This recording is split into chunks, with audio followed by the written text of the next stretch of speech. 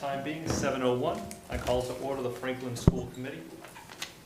Meetings are recorded by Franklin TV and shown on Comcast Channel 9 and Verizon Channel 29, as well as recorded by Franklin Matters. At the conclusion of the meeting, we'll be adjourning to executive session and will not be returning to open meeting. All right. First, we have our pledge student,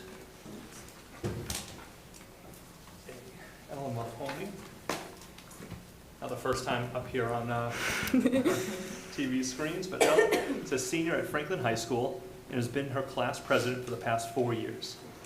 In addition to leading her class, she's also taken on other leadership roles, currently serving as a president of 3 other clubs: Connect for Cancer, World of Difference, and the Lion's Heart Volunteer Organization.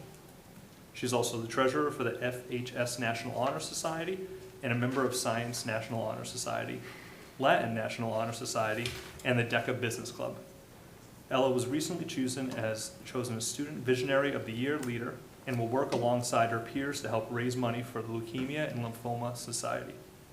Outside of school, Ella works for the Franklin Rec Department and the concession stand, referees youth field hockey games, and enjoys cooking and baking for her family. Your resume is better than mine already. All right, we're going to all stand. There's some pledge of allegiance.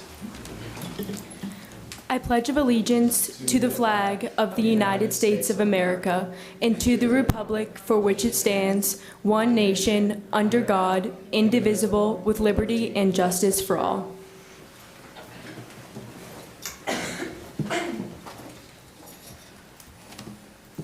As is customary, we'll pause for a moment of silence.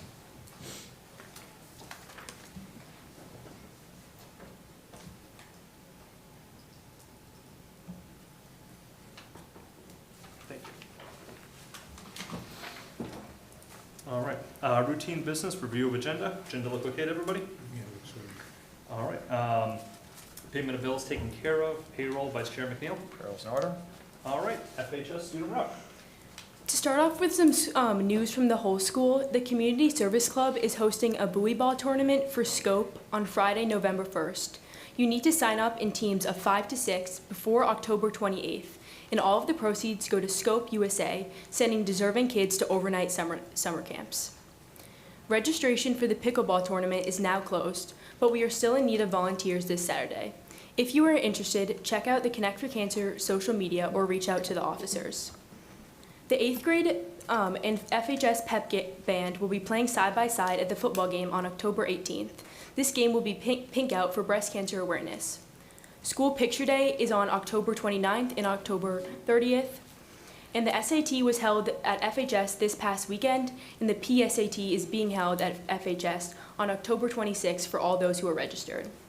And lastly, elections for the class of 2028 are being held on Friday, October 25th. To move into some news about the sports, Franklin Field Hockey is currently ranked 3rd in the state and will take on KP at home on Thursday. The volleyball team had a successful Dig Pink game last Tuesday with a good win over Sharon. Franklin football had a huge last-second win against Duxbury during the Yellowout game, and Franklin football is currently ranked 7th in the state and will take on Taunton this Friday. Boys and girls soccer both take on Mansfield this Friday, and boys golf took on KP today and had a nice win over Taunton last Friday. For some news about our senior class, there will be a senior project info meeting on Thursday, October 17th in the FHS auditorium for any senior who is interested. And then beginning on October 14th, any senior who does not have a student ID will lose their senior perks. So if you do not have one, you can get a free one up until then. And then senior quotes in yearbook names are due October 14th. For some news about the juniors, class of 2026, they are hosting a pie and cookie fundraiser until October 18th, and prom is going to be held on May 2nd at Lakeville Pavilion. Thank you very much. Any kind of questions, comments from the committee? Yeah, I'm participating in pickleball tournament. Fantastic. Well, thank you so much. Thank you so much. How that goes. All right, and superintendent's report. Ella, I'm going to bring this home to my kids, your resume, and say, what are you guys doing? What's going on here? This is not 3 kids, this is 1 kid. All right, good job. Thank you. All right. All right, good evening, everyone.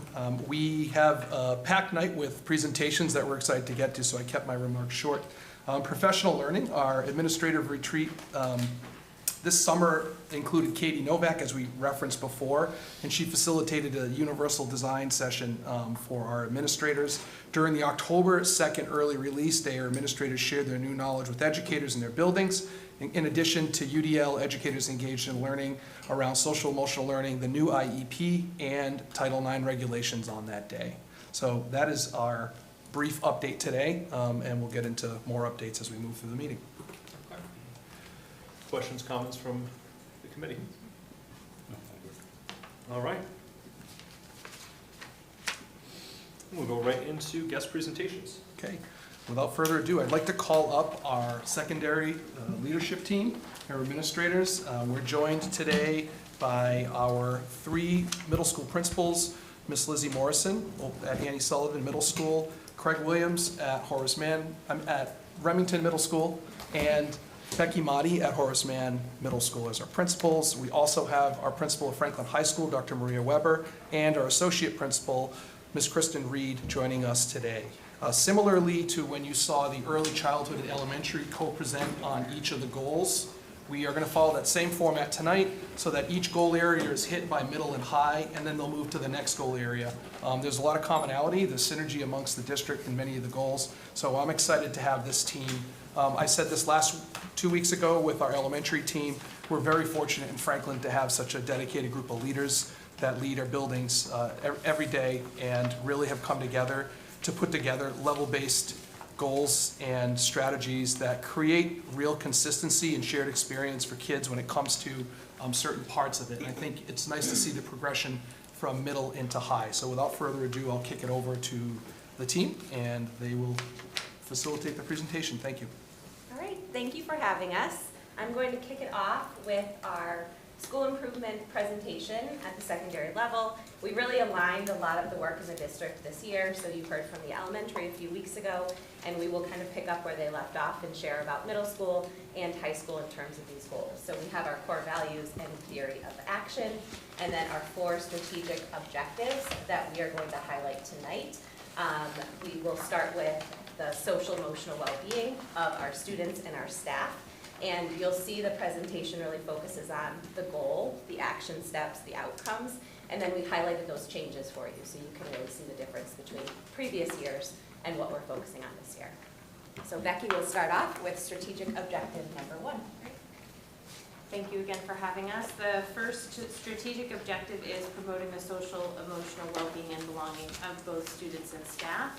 And if we move to the middle school slide, we can see that we have broken that down into 2 different goal areas. The first is phased implementation of tiered systems for tracking, responding to, and communicating student behaviors. This has been an ongoing goal. We've been wanting to use new platforms such as Panorama that we're continuing to dive into, as well as existing platforms such as Aspen, which is our grade and student information system. We're also looking to merge all of that information, just with the idea of usability and efficiency, so that we can have a place where teachers from not just 1 year, but year to year, and at the secondary level, classroom to classroom, can be looking at information when it comes to students' academic and even behavioral needs.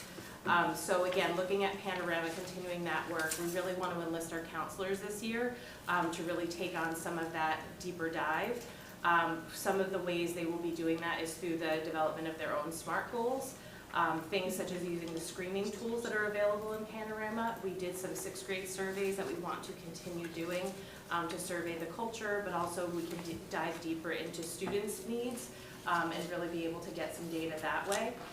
And we want to also, you'll see this peppered throughout for the middle level, just trying to build consistency where I think we do a really good job of being consistent and calibrating, but with the given reconfiguration for next year, just wanting to do that ever more, so having that on our minds. One of the big changes that we're phasing in, and Horace Mann has taken a little bit of a lead role in, is utilizing Aspen for behavioral referrals. There's a conduct tab that the high school has been using for many years. And it's something that, again, just to improve communication, to use Aspen as a two-way communication tool, and to then be able to merge some of that information into a tool like Panorama. And so we're working on aligning what our language is there, how we're communicating that, building consistency among our teachers and how they use a referral system. We also want to look at, and we'll talk a little bit more in our next goal, how to be proactive as well as reactive in the ways that we work on social emotional learning, teaching students the skills, but then having to maybe provide feedback and work with them throughout the year. So moving into that second goal is continuing level-based supports for students and staff to foster that culture of inclusion and belonging. Again, some overlap using tools like Panorama, using our Aspen communication system, but also utilizing some of the parts of our schedule that have really become hallmark parts of the middle school, like advisory, our team time. As administrators, being able to push ourselves into that team time to talk about what our core values are, what our how to be a community member, how to provide active participation and engagement for all of our students. So those are some things that we're looking to continue to develop and grow on in that first strategic objective. So for the high school, you'll hear some similar themes relating to these goals. So for us at the high school, we're going to use the screening tools, get better utilize Panorama to track and to share data. And really the purpose of that is to sort of cast a wider net of being able to identify certain kids in need that perhaps slip through the cracks sometimes. Another action step that we're going to pursue this year is examining what's called a WIN block. You may have heard of it before. It stands for What I Need. And so this year we will be exploring how that schedule might be integrated in such a way that students have the opportunity to be set up. It's kind of like a it's quite a change, but it's something that's utilized in various schools and communities, and it's really provides students with an opportunity to get more directed and more specific opportunities for interventions, so that those interventions could be skills-based or they could be subject-specific. So this year, one of our goals to help support students' needs is to explore and then hopefully implement a WIN block type schedule for next year.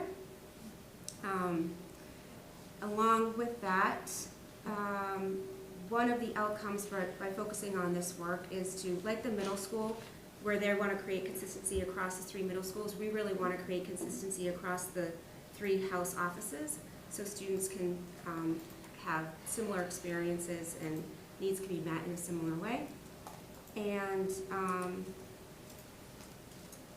for our second goal, we want to continue our level-based support. A lot of this is a continuation of the work that we began last year, and some of our efforts in order to do that was to be really transparent and really intentional in front of the whole staff and faculty and students and wherever we can engage them on the types of interventions and restorative practices that we really want to identify and integrate into our current practices and modify them so that we're constantly looking for more effective and efficient ways to meet students' needs and help them grow and develop and identify methods in which they will change their behaviors, behaviors that might prevent them from finding the success that they want to, both socially and academically in school.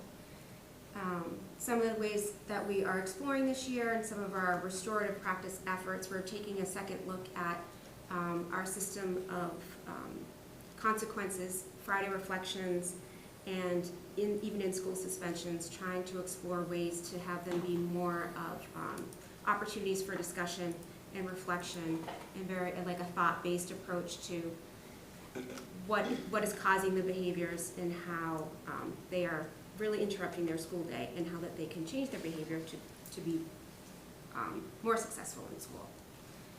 And I think that is it for the high school for this goal. Thanks, Maria. Moving on to strategic objective number 2, focusing on engaging in rigorous curriculum. We have two areas that we're focusing on within this objective. The first one is really a deep dive into curriculum work across all 4 content areas. It's a heavy lift. We have a lot of support from the Office of Teaching and Learning, a lot of buy-in from the teachers to revamp our curriculum. Within the science classrooms, we're in the 3rd year of Open SciEd implementation, so all teachers will be teaching all 6 units this year, which is really exciting. Our math teachers are exploring different models at the middle level, so they're doing that through department work and also a more focused team after school exploring that. Our English teachers are piloting Common Lit 360, which is a guided, pretty prescriptive curriculum with many resources available to the teachers to pick from. They can't possibly cover everything that the resource provides. And then our history teachers in 6th and 7th grade are looking at, or using Investigating History, and 8th grade is using the Democratic Knowledge Project. As an admin team, we've all connected with one department, so we're helping them guide their work throughout the year. And it's a lot of work. It's exciting to see where we'll be at the end of the year, but our teachers are really looking forward to it. And then in terms of the assessments, like Becky said, collaboration across all 3 schools, looking to provide students with similar experiences to really track their learning throughout the year, where their gaps are, and where we can target further interventions for them. So I'm going to talk about the high school portion of this goal. So we have 2 goals under this standard. The first one is really a continuation of our curriculum work that started last year. For the first, basically the first part of this goal was to complete the curriculum maps, and now the focus is on completing completing the process of writing the maps and then also making them public-facing documents, so publishing those. And that process is almost done. And the whole point behind these curriculum maps is to make sure that we are ensuring that all of our students have a consistent presentation and access to a consistent curriculum in their classrooms, regardless of their teacher within this, each content area. So we've been focusing on making that experience more common for all of our students. If you notice, the changes to this goal are very minimal. It's basically, like I said, a continuation of a process that started last year with the goal of having those be public-facing this year. The second goal is more connected to some of the PD that was mentioned earlier. We are working on transitioning from classroom engagement, student engagement in the classroom, and with the UDL focus that Lucas mentioned earlier, we're continuing our work with the NOVAC organization to transition from classroom management and student engagement in the classroom to assessment. So our focus for our professional development and our professional learning this year is really focusing on that transition and incorporating flexible means of assessment into our curriculum. So that is our focus in this goal. We've done this, we've laid out a broad map of the year and designated certain topics that we plan to cover in those half-day professional development sessions throughout the year. And we are really looking forward to working with our teachers and tapping into our building leadership team, our department heads and our administrators to really guide the direction of that work, obviously with the support of the Office of Teaching and Learning. So. All right, the third strategic objective is deliver high-quality instruction to meet the academic and SEL needs of each learner. And so from the middle level, we, again, it's in 2 parts. The goal, developing staff capacity to implement universally designed practices. So you're going to obviously hear that a lot. And so I think where the middle level is now is after a few years of working to implement the practices. There's minimal changes, but except for some slight tweaks in I think how we're working with our staff. And So that comes with this idea of look-fors, really specific aspects of the UDL framework and instruction that we are going and to expect from our staff to make sure that they're implementing. So what that might look like is at a staff meeting, we say, look, what we're focusing on is the idea of having firm goals for each lesson. And so we provide some brief instruction, brief professional development on what that might look like, allow staff to share their best practices with each other on how they do that, and then let them know that administration, when we come into their classrooms, that's one of the things that we're going to be immediately looking for. And then at the next staff meeting, we can share some successes, help people connect with those who are maybe some of the more advanced practitioners in these skill sets, and be able to really help methodically provide them with the instruction on the UDL framework.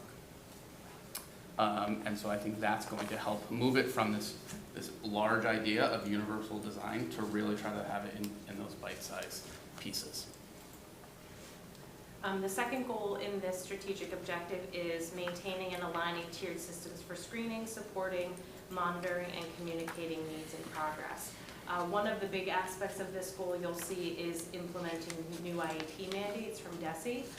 We have worked, or the Student Services Department has worked really hard to educate our special education staff last year, and now we're really moving to utilize that new IEP format. And so that means really shaping roles and responsibilities, because the format is so different with all of our teachers. When Lucas shared in his superintendent's report that October 2nd professional development time, focusing on the new IEP, the middle level really focused on that. So at each building, we gave the opportunity. Student Services had given an overview in June, which was really helpful to paint the broad brush of what the new IEP was going to look at from the perspective of a general education teacher. But then we were able to provide that team time and collaboration to actually not only work with their special educator and the different content teachers across the team, but also start to think about who are the students on their caseload where they might be helping to write a new IEP for this school year. So it was really applicable time, a lot of teamwork and collaboration, our special education staff being able to serve in a little bit of a leadership role in being able to coach our team chairs, partnered with us as we presented these changes as they've gotten a lot of professional development. And so we'll look to continue to look for professional development opportunities to continue working with teams and to continue just to look at data collection. That's a big part of the role of the general education teacher along the way throughout a school year. How are you collecting data? How are you working towards showing progress on the goals that are in that kind of document? So a lot of great new ways to implement that. We'll be looking to continue this year. So to continue on with the high school, with these goals, it's no surprise here, we're developing our staff's capacity to implement universally designed practices.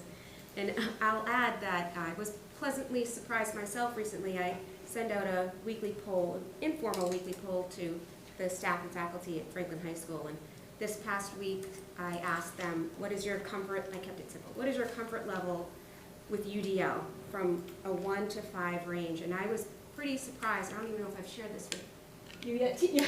I was pretty surprised because, and pleased I should say, because there were far fewer ones, which was no clue, and many more, I'm an expert, many more 5s. So, and with a larger range right down the middle and towards the 4s. So that tells us that we are doing a decent job of following the lead of our Office of Teaching and Learning and really spreading the word and integrating these practices and making sort of this philosophical belief system of how we can universally design our lessons and experiences for students to break down those barriers and allow them all to learn and access the curriculum. So with those efforts this year, we are, as Kristen mentioned, we are continuing our focus of engagement as always and making lessons applicable and meaningful to students and having them be engaged in the experiences in the lessons and the planning.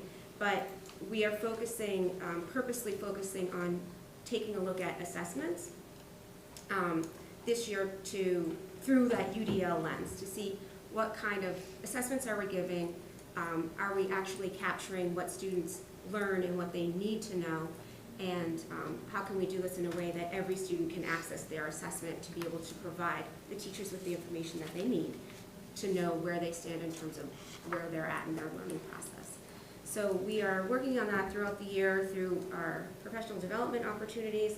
Again, working with the Office of Teaching and Learning and help to support and design some of these sessions for our teachers. And administrators are right in there practicing and modeling these practices for staff.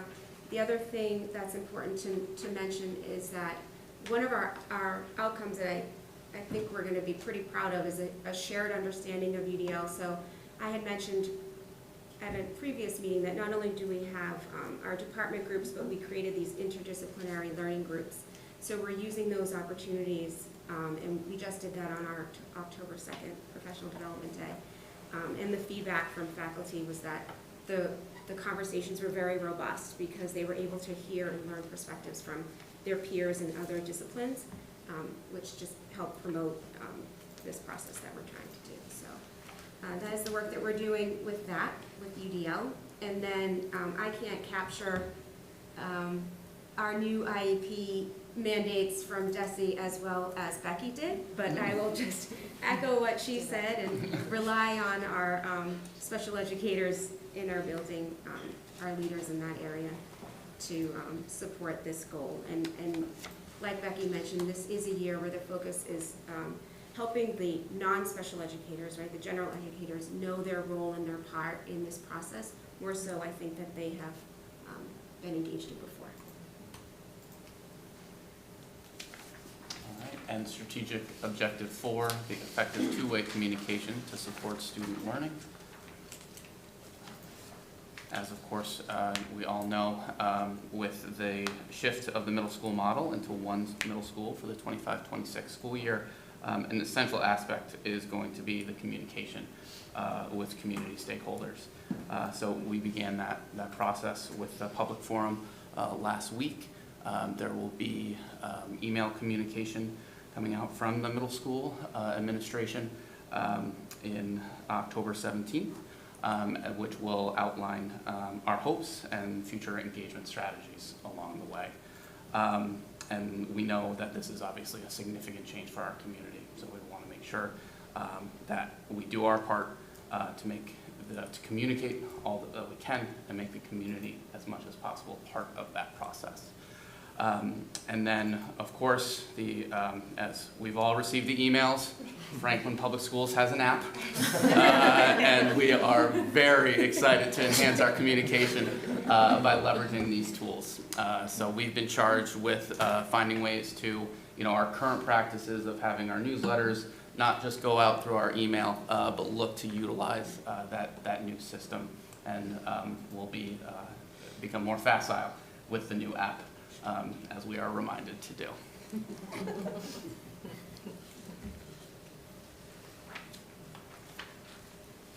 So you'll notice that this goal is actually very similar at the high school level. We were very excited to learn a little bit about Skillshare and the new website in the beginning of the school year. So we're continuing to learn more about how to use that as a resource to reach out to and engage more families. Some of the things that were noticeable changes for us were the ability to present and share information in a variety of ways. So text messages, sending things directly to people's phones is a lot more effective now than it was, 10 years ago. So having that ability to send things in multiple ways is very helpful. And also, as Maria and I were sending out communications, just the ability to translate, into a multitude of languages at the click of a button is just extremely important in today's world. So we're really excited about all the features that offers. And we also have added in a monthly, so we already have a newsletter for students that goes out every few weeks, but we also have a monthly communication that's going home to families, and using obviously the website as a way, and the Skillshare as a way to do that. And just as a heads up to all high school families, there will be a communication coming out shortly for the month of October, and in that will be an invitation for families to be involved in the school council. So that will be in the next communication. But we're looking forward to continuing that monthly communication home as a way to engage and invite more families into our community.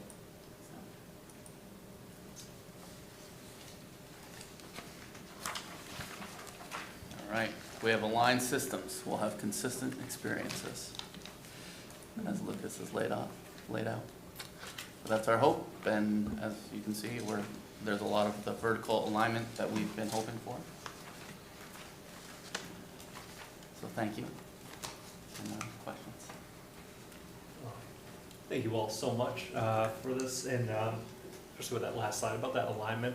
Loved, we saw it at the ECDC and across all the elementary schools, and I kind of see this across the middle schools and high school experience as well. Just that alignment is great. It's fantastic to kind of see, especially as we're moving forward as well. Take questions, comments from the committee? Yeah, thank you guys so much for all of this information. My only question here really is around mostly strategic objective 1, and how you see kind of these changes in student behaviors and tracking those behaviors easily falling into that single middle school building, and whether, from that panorama side, I know it says here you're using results to build a culture and a sense of belonging. Is that data kind of shared between the middle school and the high school to allow those experiences again to kind of track between? I think that's going to be one of the benefits of including, of being able to utilize Aspen in that way, is that we're going to be able to establish more of, I say record, but not in a way of just ways in which that student would benefit from support as we head from middle school to high school. I think that's going to, by utilizing Aspen, which that information will then feed into Panorama, will provide a strong story for that student and provide that sort of historical background as that student transitions from level to level, as well as from grade to grade. Absolutely. Awesome. Thank you guys so much. Thank you. So for and also looking at the same category, and looking at how you can be proactive and reactive with some of the different behaviors, looking at the data, are you looking to basically de-identify and collate that together so we can start identifying the trends, seeing if there's biases kind of depending on the school or the system, so we can try and unify it a little bit? Is there any kind of thought as to how often we're going to feed back into that? Basically, the reason I'm asking is we have 1 year to try and make things very consistent. Are we looking at this monthly, quarterly? Kind of what's the idea? Yeah, I think the great thing about the fact that we've been a very calibrated 3 middle schools means that there's a lot of consistency in what the data is, how it's coming, how it's being produced. So for example, for Panorama, the tool was used for all 6th graders, so we do have data for all of that. I think as we start to look, it was important this year to establish that 24-25 has its own time and space for us to be working in our buildings and to make sure that the needs of our students are being met. And then certainly as we continue to work on the configuration of 1 middle school, it will be about pulling all of that information together. I think we talk on a weekly basis about what we're seeing and how we support each other. And when it comes to social emotional supports, that's a big part of what we're seeing or what we're sharing among each other. So there is an ongoing conversation happening.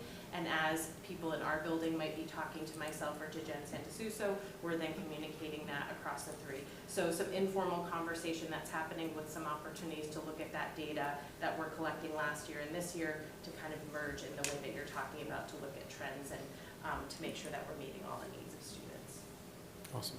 One example I can share too, and it was a conversation just today about advisory, because we have a small group of people that plan advisory, and there was a need, I think at Remington and also at Annie Sullivan, to really focus on hidden or invisible disabilities and help students develop more of an understanding, some empathy, more inclusive practices. And so we really use that advisory time to address things that are coming up across all 3 schools. Excellent. We all doing 1 back and forth or 2? Actually, so my other comment was mostly just understanding, so for the FHS, engaging in rigorous curriculum commentary under the goal and outcomes for refining content.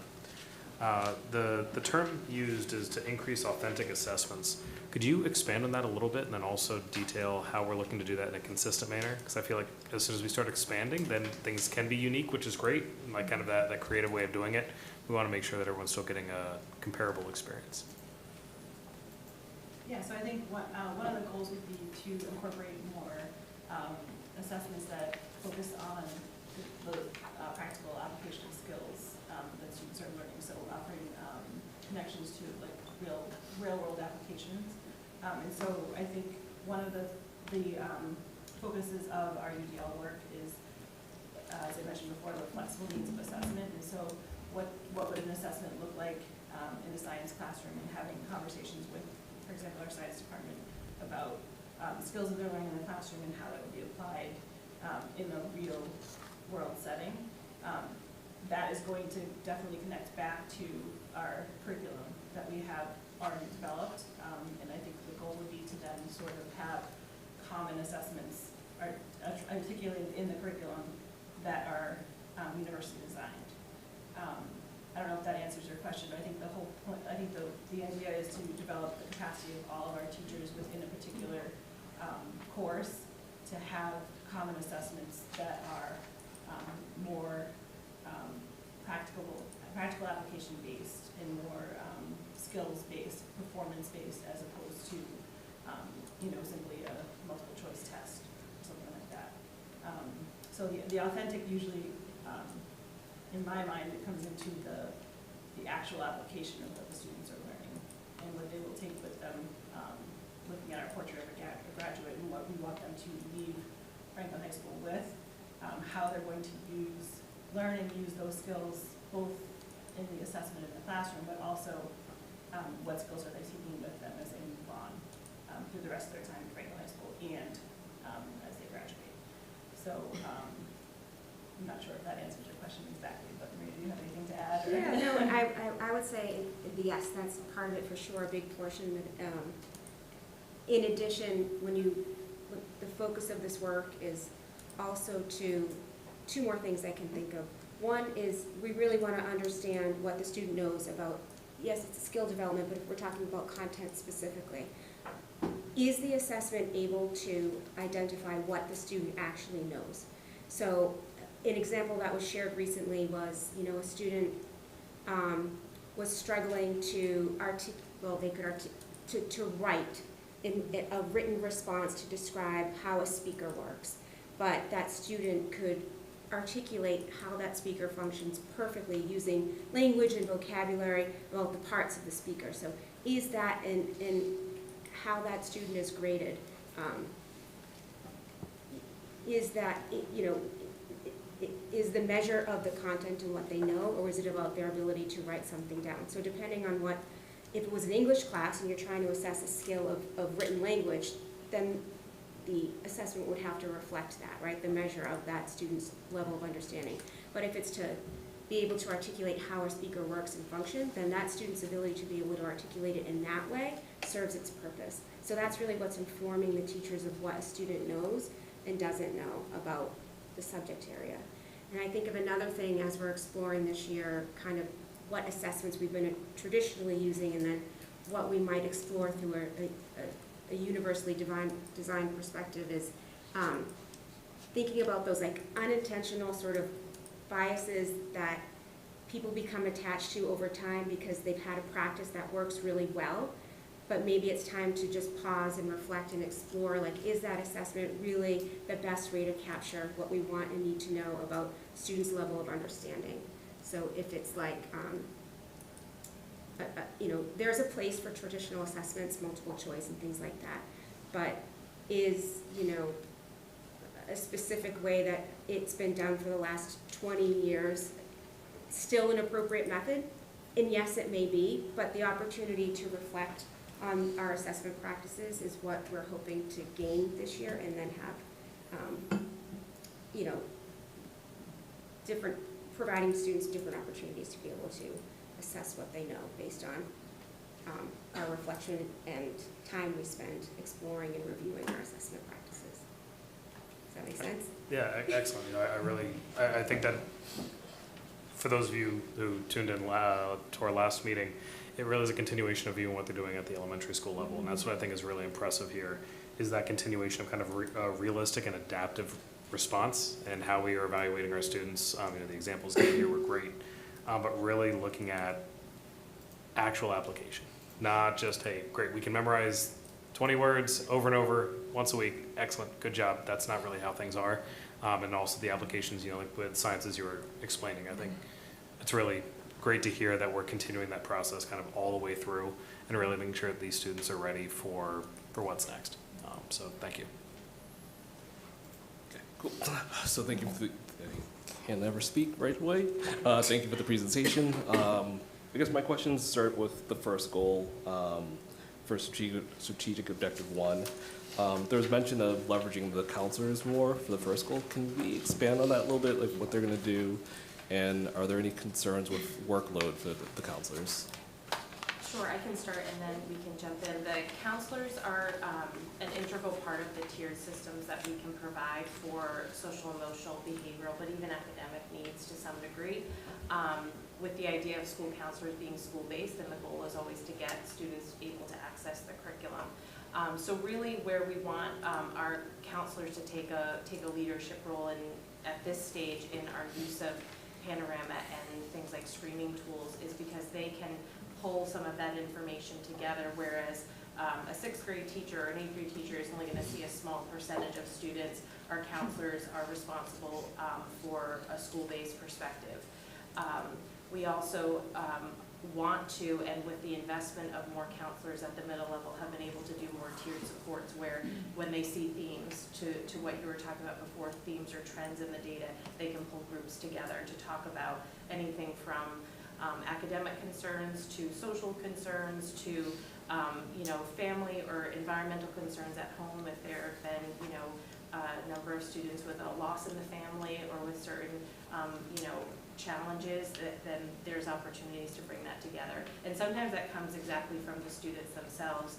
If they're talking about struggling with social media or struggling with addicted to phone, to their phones, they can, they've been using tools, but I think again, something like Panorama is really going to streamline that and create a more consistent experience across the middle level. I don't know if anybody wants to add anything. Yeah, I think Becky nailed it, and just the idea of not only pulling the small groups, but also we have regular team meetings in which we meet with the team of teachers on a regular basis, so once per cycle, and during those meetings we can also suggest strategies that are going to benefit then all students. Based off of what the trends are seeing, we're seeing that based off some screenings or based off of some larger school trends, they might need some help in self-control. And so here's a way you can start a class every single day across the team that's going to help students come in, be calm, and be able to start learning. So I think it just serves as really finding ways that we can maximize their skill set in all tiers of support. Thank you. And then for the high school, there was mention of the desired outcome for the continued level-based support for students to reduce Tier 1 referrals. I guess what's the typical number of referrals, and do we have a target of what we're trying to decrease that down to? Well, I don't have those numbers off the top of my head, but there's a way to access those numbers. And periodically throughout the year, we will take a look at the types of referrals that we're getting and take a deeper dive, but I don't know off the top of my head. But what I will say is what we're doing in providing opportunities and sort of emphasizing the need to engage students in lessons, then it will reduce those behaviors that interfere with their ability to learn. And so we've really focused on empowering teachers to be able to address those Tier 1, to provide those Tier 1 interventions within the classroom environment before they have to have a referral. So I would say anecdotally we have seen a decrease over time, even last year, and we fortunately, we've had some referrals this year, but, you know, not enough to provide any sort of measure of it increasing or decreasing at this point. But I will say that there is a very focused effort in this, and it's very transparent across the building for our faculty and our students. And I would say that we are on a positive trend for this. Yeah. Great, thank you. Do you want me to just keep on going, or? Keep going. Okay, cool. Regarding the second strategic objective, I know we've talked about Open SciEd. Is it the second one? Yeah, it is. We talked about Open SciEd for years, and that was like a phased approach. For the other two that were brought up, the Common Lit 360 and the Democratic Knowledge Project, are these also phased approaches, or is this like 1 year to implement and then launch? Yeah, it's a little bit different than Open SciEd, and the fact that the teachers participate in full days of training to really go through how to lead the students in those conversations and the learning. My understanding is this year it's more of piloting, and we have access to all of the curriculum, and it's kind of teacher by teacher how many units you're implementing. There is a standard, I believe, for everyone to focus on one unit, and then with the goal of next year be more of a full implementation. Gotcha, okay, great. And then my last question of everything was around the new IEP process. I know that that's something that's new, families are getting introduced to this. I guess what's been your feedback regarding that, the new system and educators adopting it? I think it's very new. Yeah. We haven't been through too many meetings yet. Mhm. I think some of the feedback that we've received is that there's a lot more that is discussed and processed before the meeting than there ever was. You know, including there's a student interview portion. And really, I think our team, our 8th grade team, has gone through one process, and they were really excited about how much of a voice the student had, and how much that the student had to know their IEP, and they had to know what their possible accommodations, and have a voice in, well, I'm not going to use that accommodation, so why put it on there? So I think there was a level of excitement that did occur with that implementation. I also think that there is, you know, a real, it's then by having so much conversation that happens before, and the parents being able to, caretakers being able to be part of the document before, it makes the afterwards really focus just on implementation and being prepared. Okay, now let's really make sure that we put into place what's done. Great. Well, yeah, I'm glad to hear that there's more engagement and more, especially from a student level. I think it's hard for a student just to go there and just sit there and it's like, all right, well, this is happening to me and not I'm part of it, you know. So, Yeah. And I recall, I don't know if it happened, as I missed it if it did. The CPAC was doing an IEP overview around the new IEP. I don't know if there's anything else that's being planned to educate families around the changes as IEPs kind of go into full swing in terms of renewal meetings and whatnot. I'm actually meeting with the CPAC board tomorrow, so we're going to talk about the planning of the events for the coming year. So we can put that on the agenda, Mr. Charles. All right, thank you, appreciate it. Cool, thank you. Yeah, thank you all for all the work you put into this and the information presented here. I think actually the questions I had were asked by my colleagues, so no, it's all very thorough discussion. So yeah, I really appreciate it, and yeah, we look forward to seeing how this progresses and how the implementation works out. So thank you. I'll give you first dibs next time.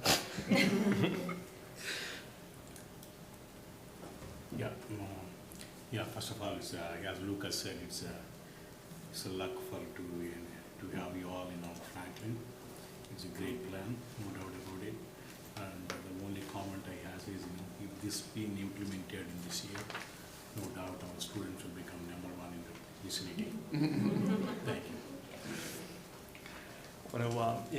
Thank you all so much for this. I had one small question. Kind of talk about the Panorama app as well, which we've heard about for a while as well, and I'd love to kind of see the more information that's kind of just being entered into that and kind of how we're utilizing that data. But with that data, and this is for anybody, if the Franklin Public Schools are no longer using Panorama, are we able to take that data out? I know like the data itself is ours, but are we able to actually kind of like grab that and then utilize it elsewhere? Do you want to, go ahead, Dr. Rogers. Nope, go.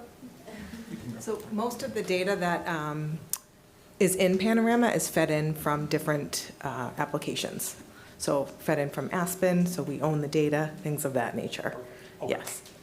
So that, regardless of if we kind of continue contracts or, can afford Panorama, all the data itself is there, it's internal, it's with us, and then we'll just use that product to figure out how best to kind of utilize that, track that, analyze it. If we could not afford Panorama, we wouldn't have the access to continue to populate, so there would be it would become static. So if it had up to 20, 25 in it, you'd have a student who would progress through Franklin Public Schools, could be a 10th grader, but the last thing that put all that information together might be from 6th grade, for example. Does that make sense? It does. And typically when software goes away, they give us a window to say you lose access, so we end up having to download these huge files of Excel with data, just so we have it.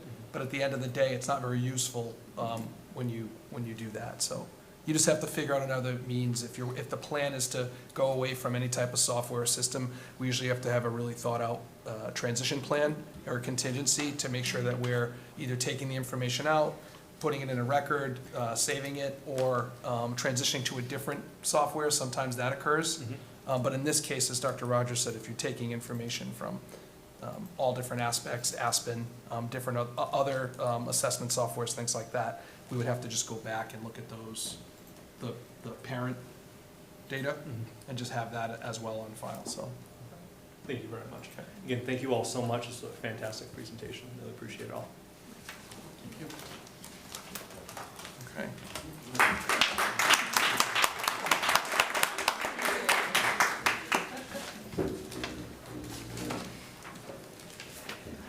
All right, so then moving on to discussion action items. A, middle school implementation improvement plan approval.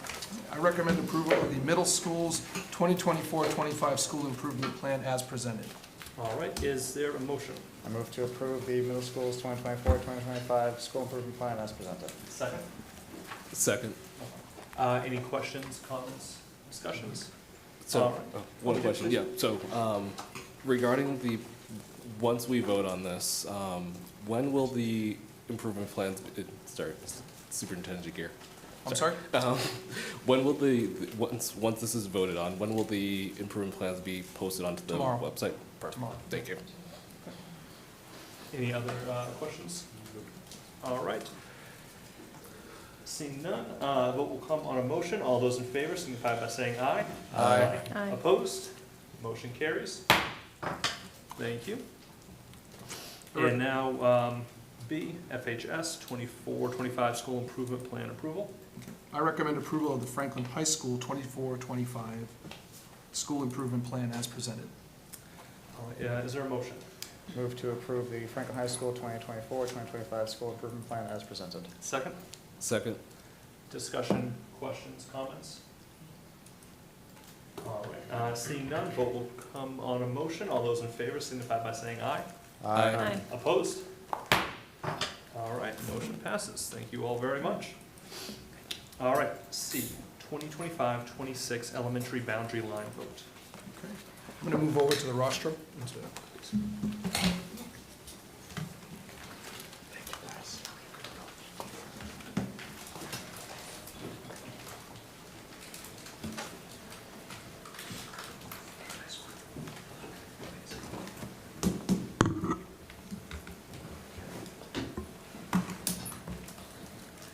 Okay.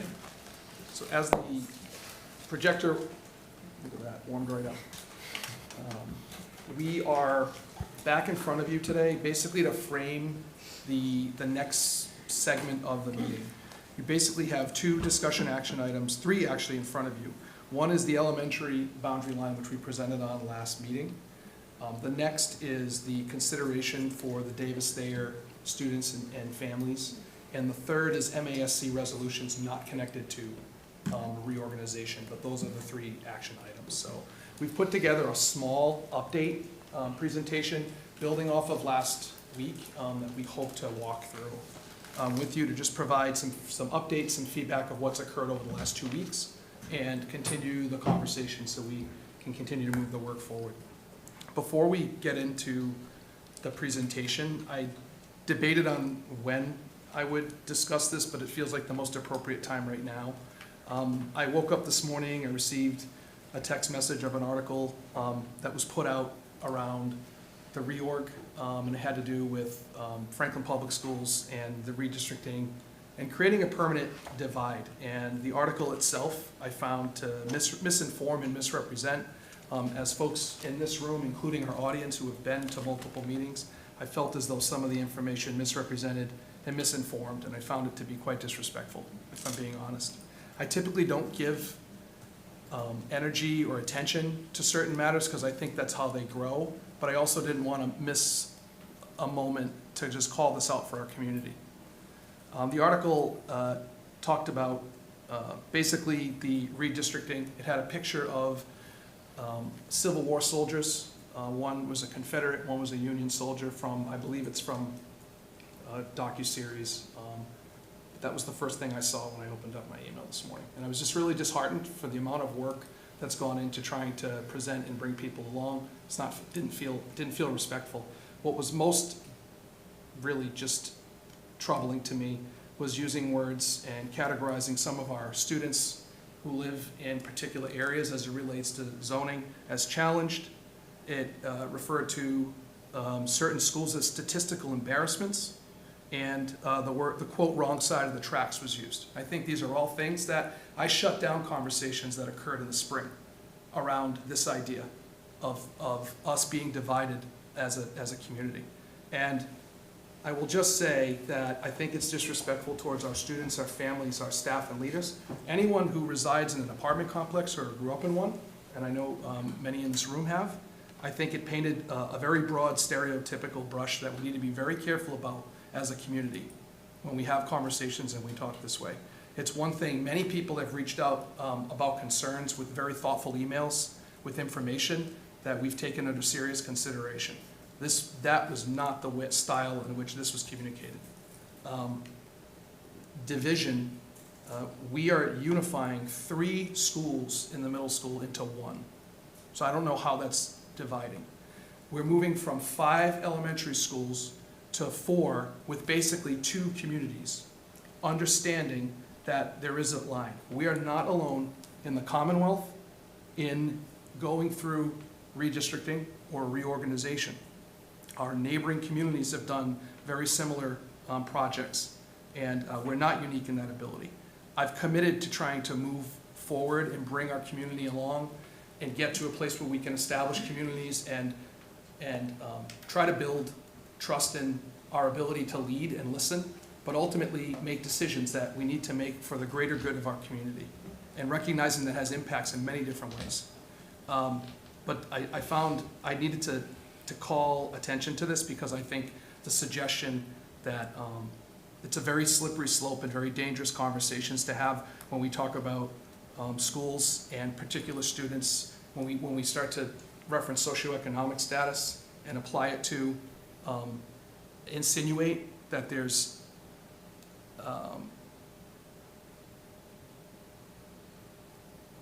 my interpretation was that we have students who are with socioeconomic challenges that are less than or more. That's my interpretation. I'll say that as Lucas Jagir tonight. I'm not going to try to understand some of the interpretations of this, but I just wanted to put this out there because I think this is what we need to move away from. We're trying to modernize, put our kids in the most modernized facilities we have, right-size the district. All the things I've put up and talked at length about, we've put out. Yes, last week, or 2 weeks ago now, we put out information that explained and we tried to provide a rationale, and I get that not all agree, and I understand that. That's why redistricting becomes very challenging. And there's part of you that has your heart and your mind involved in this work at all times. But I would ask that you just take this into consideration as we move forward around this particular article. It's related to this because it had to do with the focus of reorg, and I wanted to say it up front and not pause the update and presentation.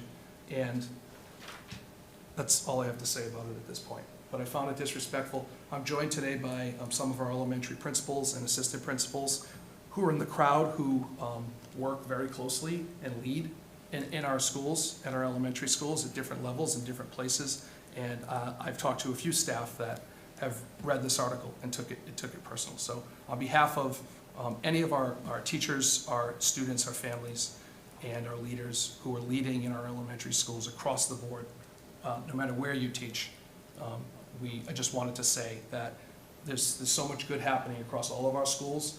With the fear of some of the change that I recognize, there's also opportunity, and I think we have a great opportunity to come together as a community rather than continue to stay divided. So just to walk you through the timeline, you saw this on the last slide, number 7. Here we are at school committee, targeted vote on the 8th. If a vote is taken to approve the boundary line, we would move to updating the next school. You heard Mr. Williams talk about them wanting to get a letter together to put out to the community.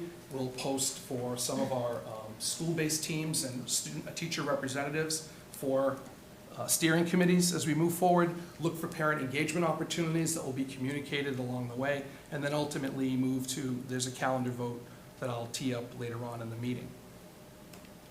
So since our last meeting, do you want to hit on this one, Colin? Sure. Yeah, since our last meeting, we've had some updates regarding the moving update and timeline and traffic update and timeline. So just starting with moving, we met with the moving company on October 1st. The moving company was really happy with the timeline that we have. We have a very strong timeline put together right now with very ample time to make this move successful and on time. They will be touring the district from October 16th to 18th, and we'll be visiting all the schools. And they are able to do a staff training to all our teachers and administrators to show the moving process and get everybody set up for a successful move. Right now, June 17th is our scheduled last day of school, pending any snow days or anything like that. All the staff will be packed up and completed by the last day of school. By July 3rd, district-wide, all of the packing will be completed, and after the 4th of July holiday, 7/7 moving will begin. So the moving company was very happy with this timeline and very, very possible at this point. For traffic update and timeline, on September 27th, we had a meeting with the DPW Town Engineering and Facilities. And then we had a follow-up meeting on that Monday on the 30th with Beta Group, which is the company that does a lot of the traffic studies in the town. They will begin further analysis, particularly at Lincoln Street, Keller Sullivan, this week, and we will have more information as it comes to us. As far as school assignments go, the staff survey was released on the 27th and closed on October 2nd.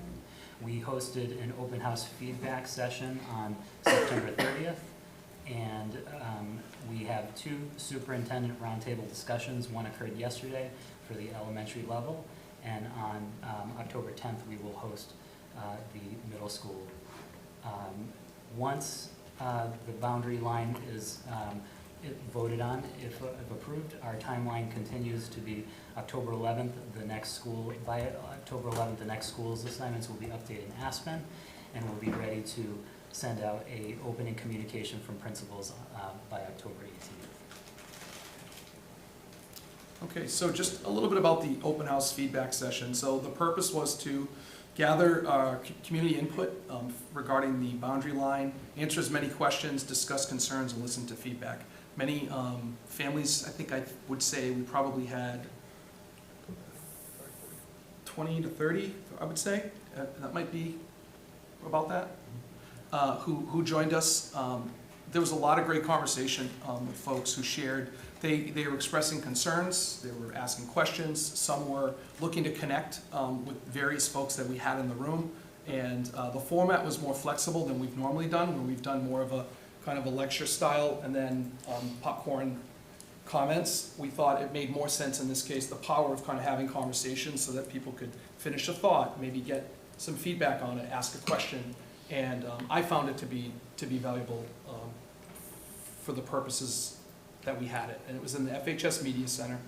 The community members who visited, there was different stations. So basically we had the administrative teams for the future reorg schools there, set up at tables that were labeled, where they could go up and do a bit of a meet and greet with those school leadership teams. We had community members who shared feedback, a Q&A section. We had an info wall where Colin was mainly located, where we just put up the presentations and allow people to reference them because it felt like a common point for many of the discussions when we met with the community. We had the story map up on the projector screen, and then many of us among the room floated around the room at different places and tried to engage with as many folks as possible. We had multiple school committee members there. I was there, Colin, Director of Operations. We had the school administrators from each of the complex there as well. And I thought overall it was a successful evening to get people in the room and hear from people who had a vested interest in wanting to share their thoughts around this whole thing.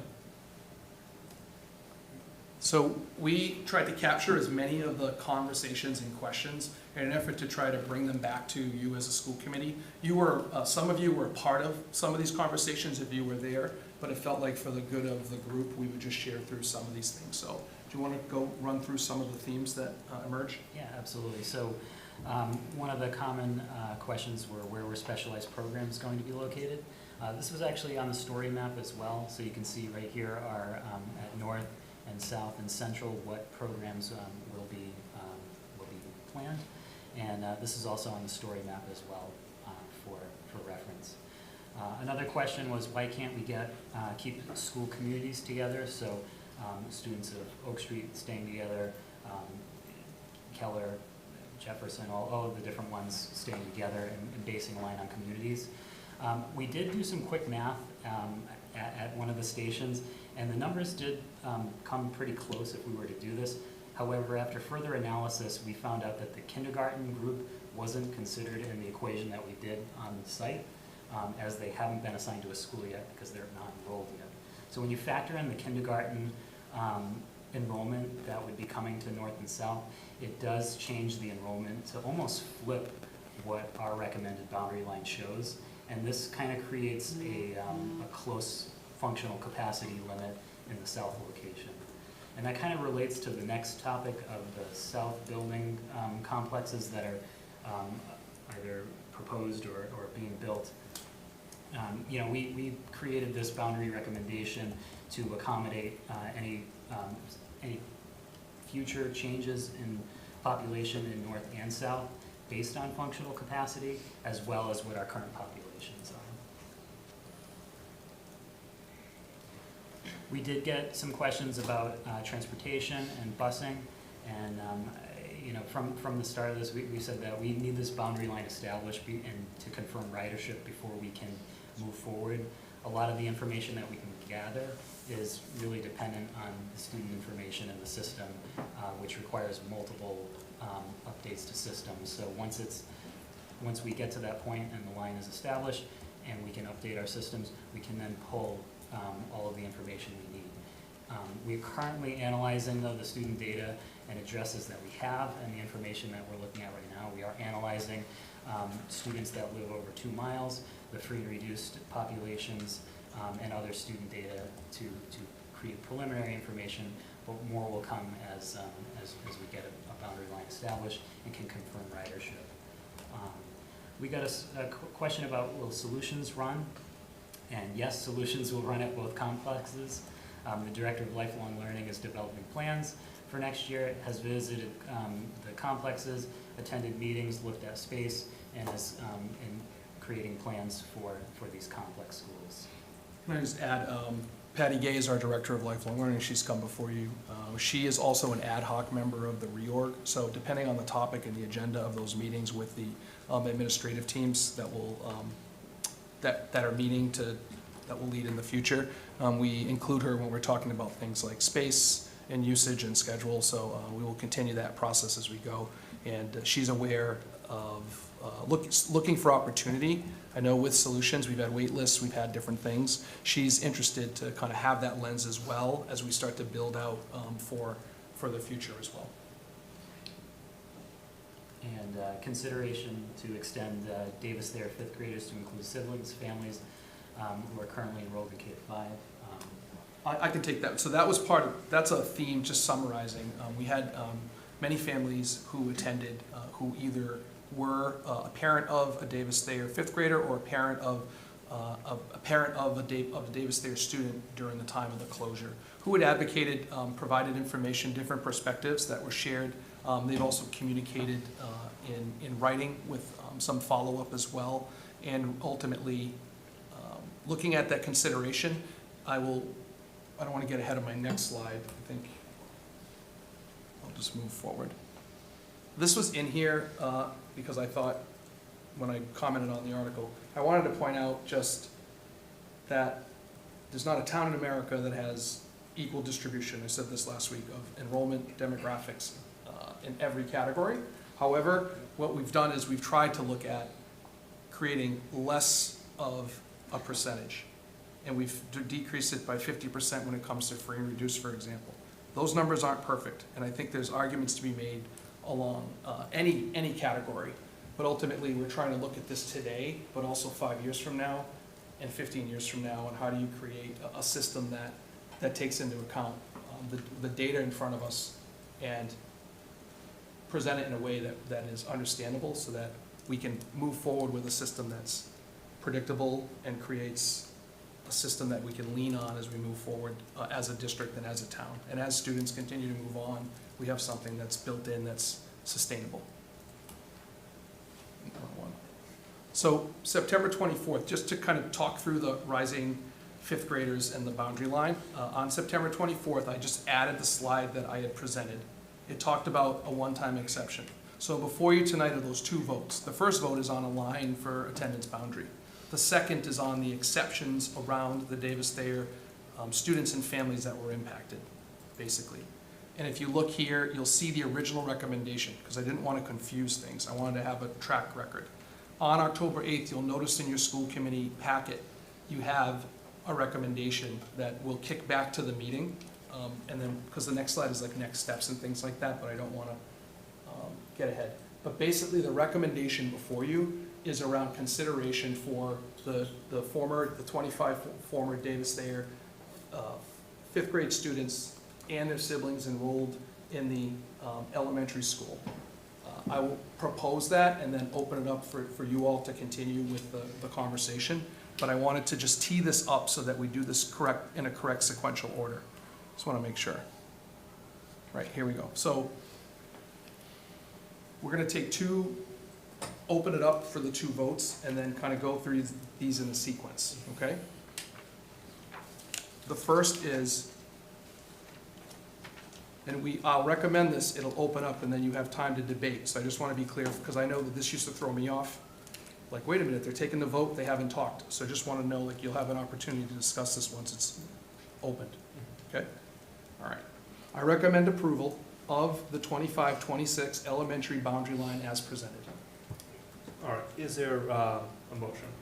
I move to approve the 2025, 2026 elementary boundary line as presented. And a second? Second. Okay. And so now we'll open it up to questions, comments, deliberation. Go ahead. Yeah. The question I have is, the traffic analysis has been done. It says like it's still going on, the traffic analysis. An initial traffic analysis, we did an initial analysis internally in the spring. Beta is the company that the DPW works with traffic. Now that the school year has started, new ridership for this school year and we have the most up-to-date information with student information, they want to run another analysis to make sure that we have the best information for this. So it's not a must. The traffic as the vote that took place in the spring we're set up to have our schools moved and have school start. Part of the work was, before we invested in any further deeper like traffic study for improvement, we wanted to make sure we knew that we had a goal in mind and climbing the right mountain. So rather than put money into a traffic analysis if there wasn't a vote to reorganize. We waited until we had a clear path that we are reorganizing. And now the beta team that we met with is looking and doing a study at all of our schools, but prioritizing Lincoln Street particularly, to have feedback and a report on what improvements could be made over time. Similar to how we have a process for how we handle capital improvements throughout each of our schools, to build out more of a timed plan for what could be improved, what would be a priority, what could be tackled first. So that's the plan with the traffic study. Is it still going on, is it completed? No, they're still doing it. Okay. And the second question I have is regarding the busing. Mhm. Like the bus stop, can you please go to the slide? Go back to the busing. Yeah, the stop location based on software updates. Mhm. So like, there are a lot of parents are in countries like where to go, what to go. There's so many questions, we've been bombarded with so many emails regarding that. And asked by so many parents. Like I would suggest like to go to the only exclusively stops is being made by parent surveys, not software updates. Just saying. Okay, I just want to make sure I'm clear. So I'll just say the software update we're referring to is once boundary lines established and kids are assigned to schools, that information gets populated into TransFinder, which is our software, and that's how we can generate the students in the software that will exist in the homes and the grade levels in which they're in for the next school year. So that's what, when Colin referenced needing to do the software update, it's about populating it with the accurate students based on where the bus, where the address and where the school that they're being transported to. That's how we establish those routes. Okay. And the last question is the DPW is planning for any special signs, during the time, of town, no traffic allowed, exclusively bus? Is there anything they are coming up with, any signs? It may be part of the recommendation from the traffic study. It may be part of that. I'm assuming that what they talked about was their phase one is to really look at doing counts, look at how many left-hand turns are in different lots in an effort to try to streamline and make recommendations. Some things don't cost money, signage, reroutes, those types of things. And then there are other things that we may want to consider as we build out our plans to make improvements along the way. And that's what I hope that that's what I know that we'll have from reports that they recommend. And that group has been doing work in Franklin in handling many of the traffic flows. There was clearly the gentleman that we met with was the project manager. He was quite familiar with Franklin and the vicinity around that. And I think we'll get some good data and some good info to create a roadmap of what we can do over time to try to help ourselves. That's all, thank you. You're welcome. Before I kind of keep it going down the line, one, just thank you so much just for this update and for all the work that has gone into this. Do want to say, just for everybody too, I know there's been a lot of one-on-one conversations, met a lot of folks, throughout this entire process and emails all along the way. This is not a decision that any of us are taking lightly. My watch told me I hit 10,000 steps before lunchtime today because I was just pacing around the house, just talking sometimes to people, sometimes to myself, just talking out loud, trying to figure all of this out. And I think this is a real good reason why the last time that Franklin was redistricted was 2003. For a full redistrict, our high school seniors weren't even born the last time that something like this happened. And again, for those new to the committee, I greatly apologize. I know this was not something you kind of thought we'd be going through, and to the entire community as well. That we're all doing this together and having to go through all of this together. It's a lot, it's scary, and but it's something that does need to be done, something that really should have been done well before the past 2 decades, but kind of here we are working on it now. And I greatly appreciate everybody, those on the committee, superintendent, your entire office, and everybody throughout the whole community that's working through all of this collectively as well. It's very difficult decisions that we're having to make here tonight. and as every other decision is that we do. But I'm sure other committee members have some questions, so we'll keep it going down the line. Well, thank you, and thank you both, and thank you to your entire teams and all the work that's gone into this. Yeah, it's been a monumental task, and as Chair Callahan just said, it's certainly not an easy decision for any of you, for any of us, for the community. But we really appreciate just the thoughtful recommendation that you proposed, and all the different factors that have gone into it, and definitely understand that as the process goes on, some of the details will still come into focus and still be hammered out. Do we happen to have the map of the current zones and the boundary line on there? We can pull it up. Okay. All right. I'll add it to this. I'll just refresh that one. They're gonna do it that way. Thinking on the fly. No, that's no problem. Yeah. It's a real-world application of technical skills. All right. Colin, I just put it at the. Yeah, so then you should be able to refresh.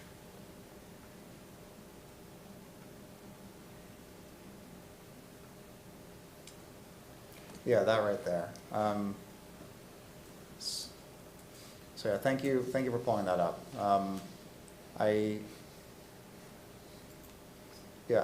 know, I mean, this is hard for the whole community for going through such a monumental change, and we're seeing the physical change, the physical geographical change right here.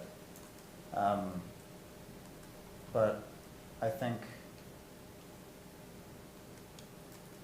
that this right here, with all the demographic factors that you considered, with enrollment considerations, so like present and future, I think it's this recommendation. It's the simplicity of it, but just how that, at the same time, so much complicated information went into that. I really appreciate how much has gone into that recommendation. And when we take a look at the current district lines, just taking a step back, they don't make sense to me. And I think they only really make sense because we're used to them. And I think this new recommendation makes a lot more sense. Just from a geographical standpoint, utilizing the our natural boundaries. Currently, we have communities and streets and neighborhoods that are cut and carved out in all sorts of different ways, and this minimizes that.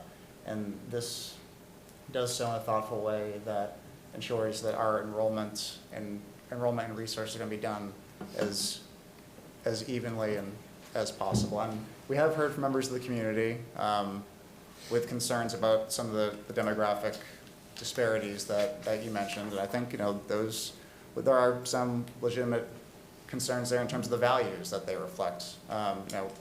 We don't want students, regardless of where they go to school, to have a different experience that's defined by socioeconomic disparities. And that is a value that we do share and we do have. But I think being able to distribute our resources much better under this model is something that's going to address that. And I think if we are finding that there is a correlation anyway between different demographics, that is something that we can consider ways to mitigate that and ways to change that to ensure that we are having the best possible and equitable educational experience for all Franklin students. That is certainly a value that we hold and share.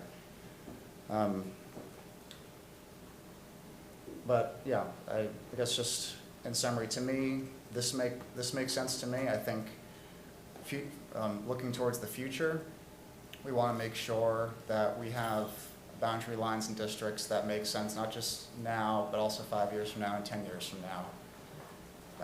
We want to be forward-looking to ensure that we are using our resources now and in the future to provide for the best possible educational experience for all students. And I think having a forward-looking line and forward-looking district boundaries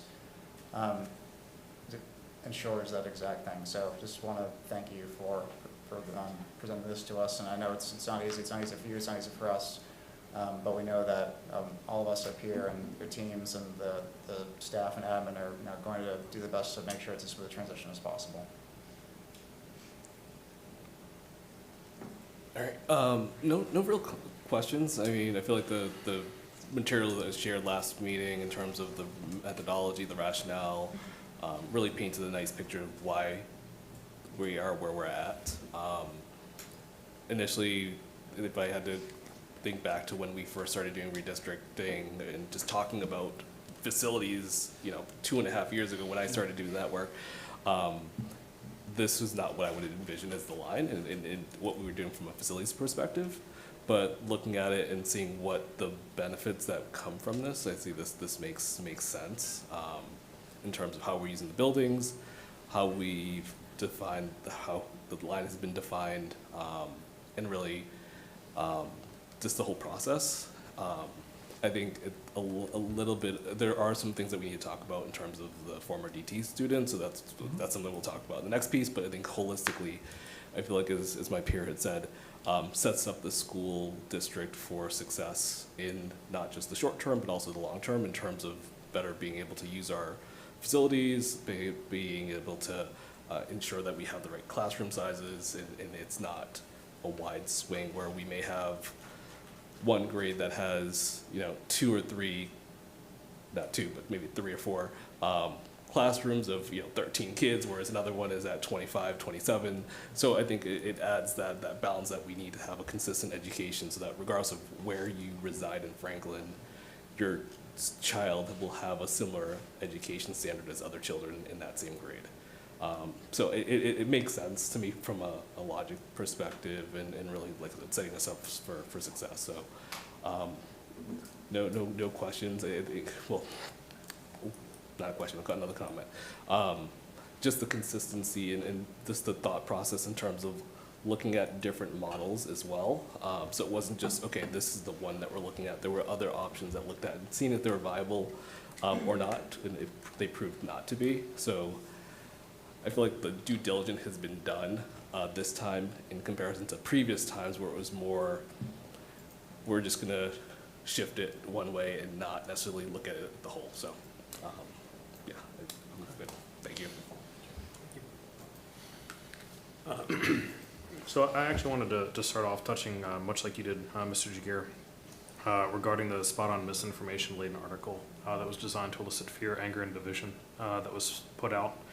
And also comment on the fact that there's been some commentary brought to light regarding a local candidate for elections been peddling similar points of misinformation and denigrating the work of our schools while openly campaigning against them. I just wanted to remind the community and encourage them to listen to the source of information and ask people who are actually a part of these conversations to understand the accurate details as provided by the school administration and the school and discussed with the school committee. And I really encourage candidates to run on their demonstrable record of electoral and legislative successes instead of misrepresenting local challenges and actions designed to better our schools. So then kind of moving beyond that, I did want to comment on how, there's been a lot of things going on here, and I appreciate, the efforts, Colin. And I think a lot of parents have reached out, and I actually said this at the open house, which I thought was really helpful, and I said at the last meeting, the tone of the emails and the willingness to try and provide information and try to kind of drive conversations around different options has been really refreshing. Mm-hmm. I know it's not easy for parents, especially right in the back of having us gone through a lot of things just in the spring of this year, to continue to really kind of hold their heads high and really try. Instead of just saying, we don't like these options, we don't like the answers, we're not happy with this. People have consistently come with really kind of what could be an approach. And I think some of them have a lot of merit, some of them have some merit. Like honestly, all of them have something that really means, that has an impact. But I think that there's also a lot to be said when it comes to the detail associated with trying to make sure as many things as possible work well. And I think, Colin, you've touched on this a bit, just the multivariate analysis that you went through, where if we were to say, let's focus on trying to keep communities together, that's one approach, right? looking at this map, it actually, I think to Dave's point, it gets a little confusing. You know, you think if we were to put Oak and Parmenter and, you know, basically kind of move them together south, we still have this interesting kind of collection of students that should be going north, that now we've shot ourselves in the foot when it comes to a logistical standpoint. We have other considerations that we had detailed out actually at the last meeting, you know, when it comes to kind of the balance between the schools. And I think that's I think people do a great job of looking at the ones that matter the most to them. And I really admire that. And people have been very honest with that from that perspective in trying to say, hey, you know, this is a way to make sure that this balance is better, and really try to, you know, tweak things in favor of, you know, better equality in one facet or another. But I think the other thing to really remember here is that we did our best to try and take a lot of those different details into account. It wasn't just one factor or another factor. It wasn't just students going one place or another. It was really trying to balance this out, set us up for success in the long term, so we don't have to do this again if any of us volunteer to do this again. Hopefully buying ourselves some time.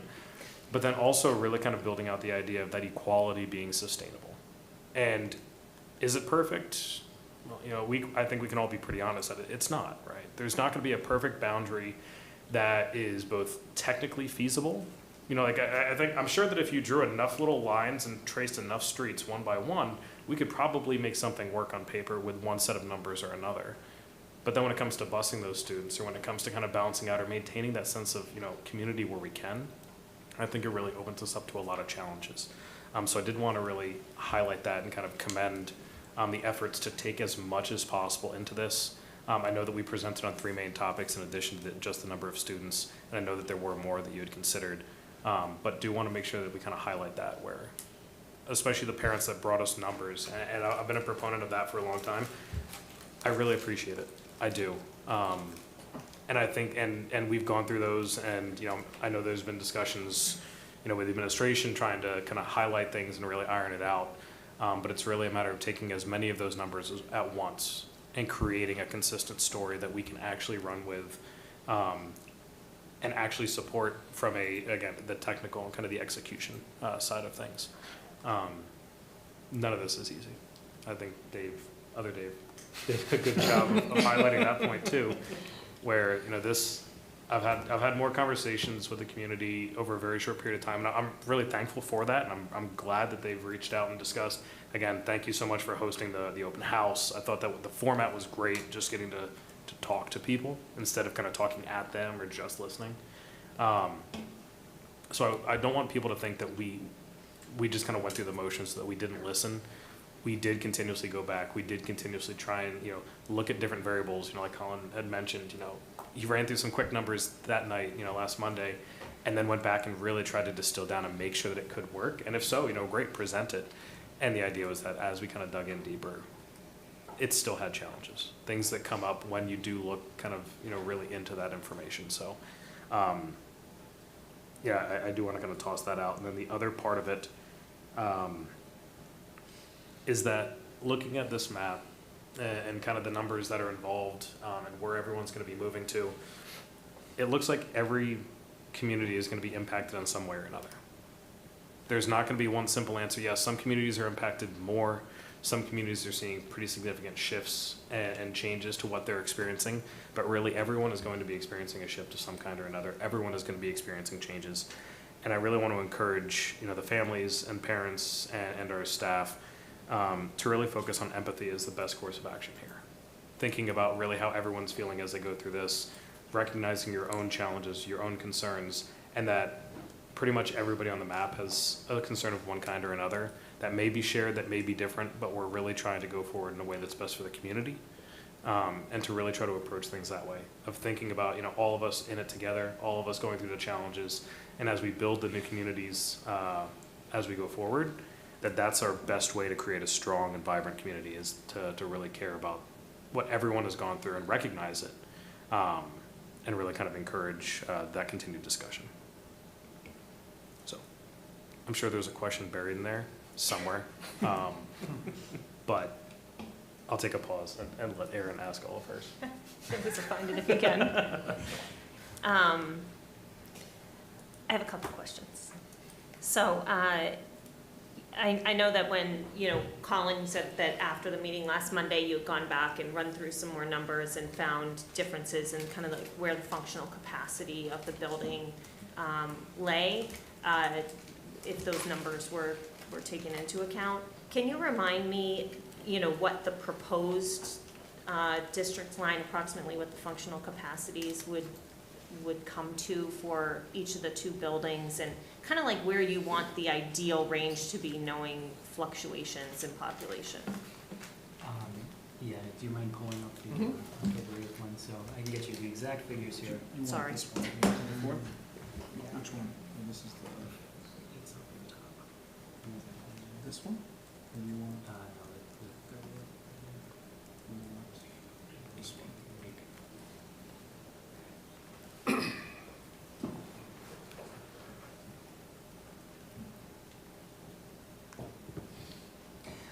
So looking at the functional capacity, North has slightly more capacity. It's about 100 kids more. It's 1,252 kids versus 1,151 kids in the South, this functional capacity.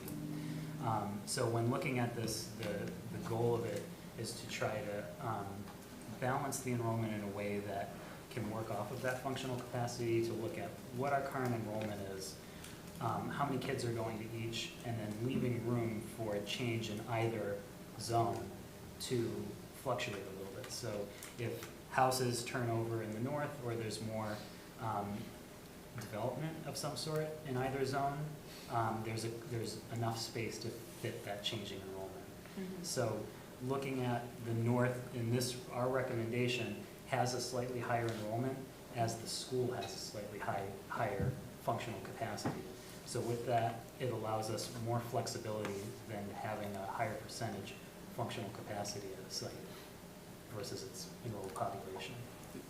The other piece I would mention is, if we had a new development happen in 3 years and we did nothing, we still would have to, that would still be part of like how we would operate. So I think as we plan, I think Colin just summarized it well, so I don't want to take that thought out, that idea out, but as we think about moving forward, we looked at what's documented as coming online, what could be proposed, and at the end of the day, if we keep our schools the way they are and you have a development that's built, that would happen regardless of the work that we are all doing in this room or as a district. Does that make sense? Like, those developments aren't predicated on how the school's capacities or even function. They just come online, and that's what we have. That's what every town has to manage. So I just would point that out. Like, we've considered it to create as much buffer and equal buffer with the potential, but ultimately we'd be confronting that in any scenario, whether we kept our buildings the same or not. If a development comes online and students move in, they have to be educated in our district. So in those like rerun numbers that you had just quickly looked into last week, and it brought the South up to 89% of capacity. Do you remember what in the proposed version here, what that brings us to? I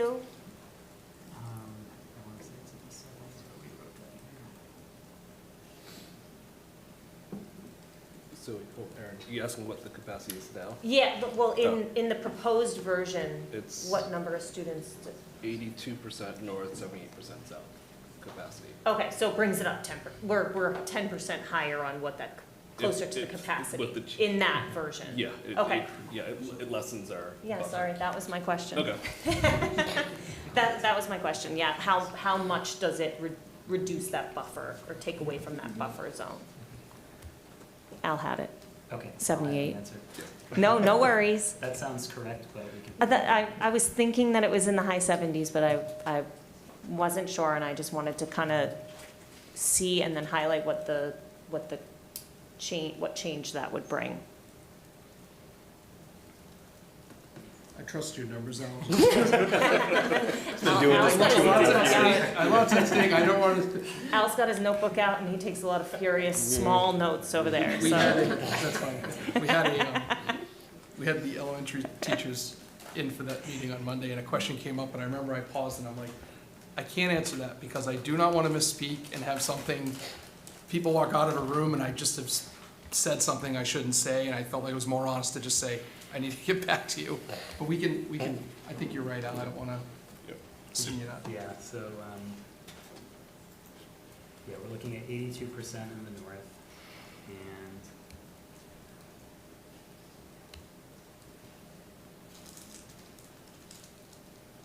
He had the first one, right? 78% Yep. in the south. Okay. Okay, so that's, thank you. Al's been Thank you. And also, keep in mind, though, that when you're looking at a percentage, the functional capacity is lower in the south, so the number of students is higher. Right, okay, yep, absolutely. Yeah. That makes sense. So I just wanted to kind of like see and highlight that, the difference that that would bring as far as where we are in a buffer zone as far as student fluctuations, if that option was further explored.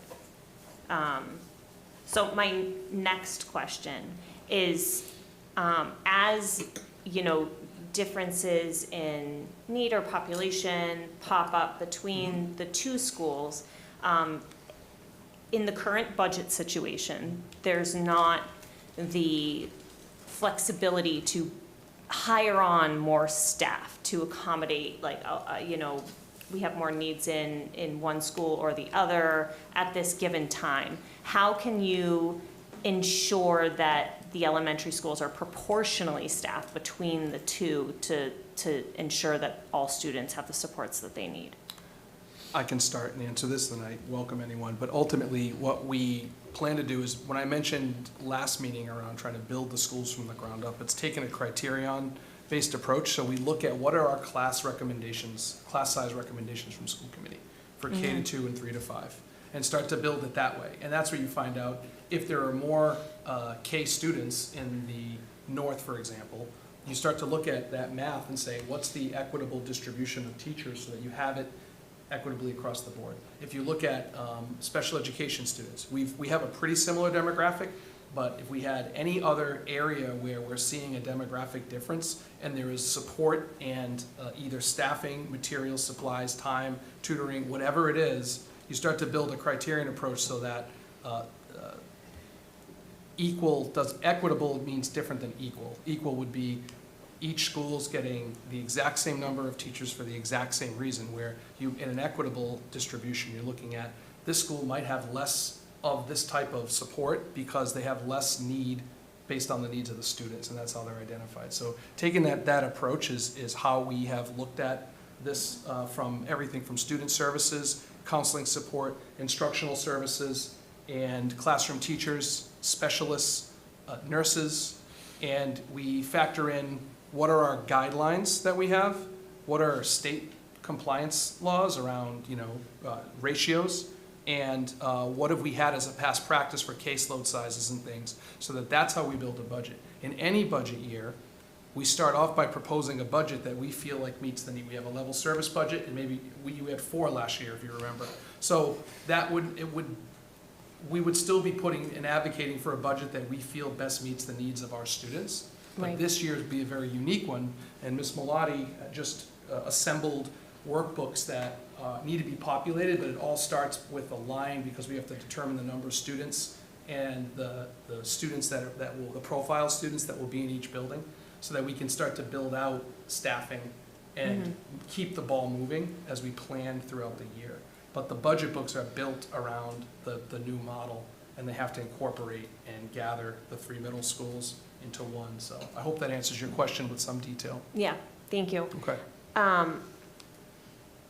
I think can I ask another one? Absolutely. All right, you're not limiting me. What specifically is this decision holding up? Do you know what I mean? Like, what things are kind of pending this as a next step? So it's on the slide. Let's see. It's a good question. I didn't know you were going to ask that. It was literally already on. But ultimately, these are the steps that when you establish school communities, that's basically what this line does, is establish what the future school communities will be.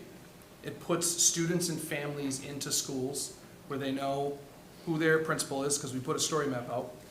They know who where they'll be attending, and then that allows us to have assign kids to a future school. That's how the Aspen works. You can put the next school, Okay. and then we can generate an email list, right? And that's when a principal can email that community. We can then look at staff assignments, because depending on the number of students in each school, that's where you determine where staff. We've done as much as we can by surveying already. We didn't wait to do things that we knew we needed to do, but at the end of the day, we can't actually take action until we know what those school communities look like, so we know the exact number of kids in each school and what the profiles are. You'll see here level-based committees. If we want to have representation for level-based committees for schools with teachers, we have to understand the makeup of those particular buildings. We want representation from each of the schools currently in place so that we have a conduit and a connection, but we also need to be thinking about the future schools and how they're represented. JPCC, that's our Parent Communication Council. When families and the adults know where their kids are attending, we can start to conceptualize, if someone's interested to be a part of the PCC and want to continue this work, they need to know where their kid's going to go so they can invest in planning for that particular school. We look at capital requests. I mentioned a little bit about traffic, the move. These are all things that we've done as much as we can on the back end, but with that said, we'll continue to move through that process and try to build that in. Budgeting, because we'll look at, once again, staffing, follow kids. 88% of our budget is involved with the humans that work for us. So how do we make sure that we're factoring that in as we look to build our budget? And transportation. Next school gets populated so that TransFinder has the most up-to-date information, and we can start to look at where people live and use the actual roads in a software to determine people who live outside of 2 miles, inside of 2 miles, and but that's all predicated on where are you busing them to. Because if the line changed, we would create a lot of confusion on that, right? And then finally, moving plans, because we need to be able to give the moving company directions in a clear, concise manner that says this classroom furniture is going to this classroom here, these boxes are going here. Colin talked a little bit more in detail about the moving, but all of these things get triggered when you know what that school community looks like, in addition to communication and planning to create. You can't create engagement opportunities for specific school communities until you've established them. Right. And we've held on the middle school. It's assumed that now that we've unified, not divided, 3 middle schools and put them under one roof. I know Mr. Williams and his team have been chomping at the bit, but to be unified as a group, we didn't want to have the middle school get ahead of, with staffing, with families. It just felt like it was going, where if we're really truly meaning that we're trying to move through this together, it was worth it to wait and make sure that we bring the elementary and the middle decisions along at the same pace so that we don't create confusion, or it felt like the right move technically and symbolically, frankly. Yeah. You said you needed the boundary line to confirm the bus ridership moving forward too. Is there some kind of, I would expect that there's going to be a significant change in the number or of students potentially riding the bus with less students walking to their area schools. Is there going to be some kind of surveying that goes on to find out the increase in? So we have talked about having a parent survey go out. Once people know their community and where they live in proximity to the school that they've been assigned, putting out a survey so that people can make an informed, have an informed response.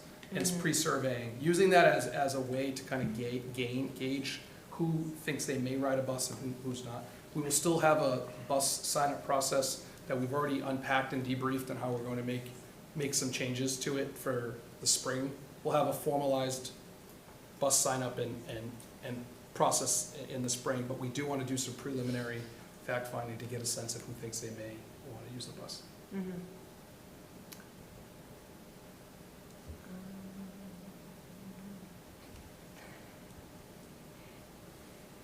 Go ahead. I'll let you know if I have one. Okay. One thing really kind of has been mentioned by my colleagues. Really just want to kind of to reiterate, you know, the intent when we kind of, the page with the history on this one, there was a slide with the history, why we started. If not, that's okay. This one? No, that's all right. But ultimately, From the last presentation? yeah, I think it was from last one. But I know, like, we started out going down this road, really, like Al, you said, like 2.5 years ago, when we were looking at like space needs and that utilization rate, and then taking a look at like the population trends moving forward, and especially when we look at like the populations, like those inequities across some of the classrooms, with lower classrooms, there's some, 15, other ones at 25 plus.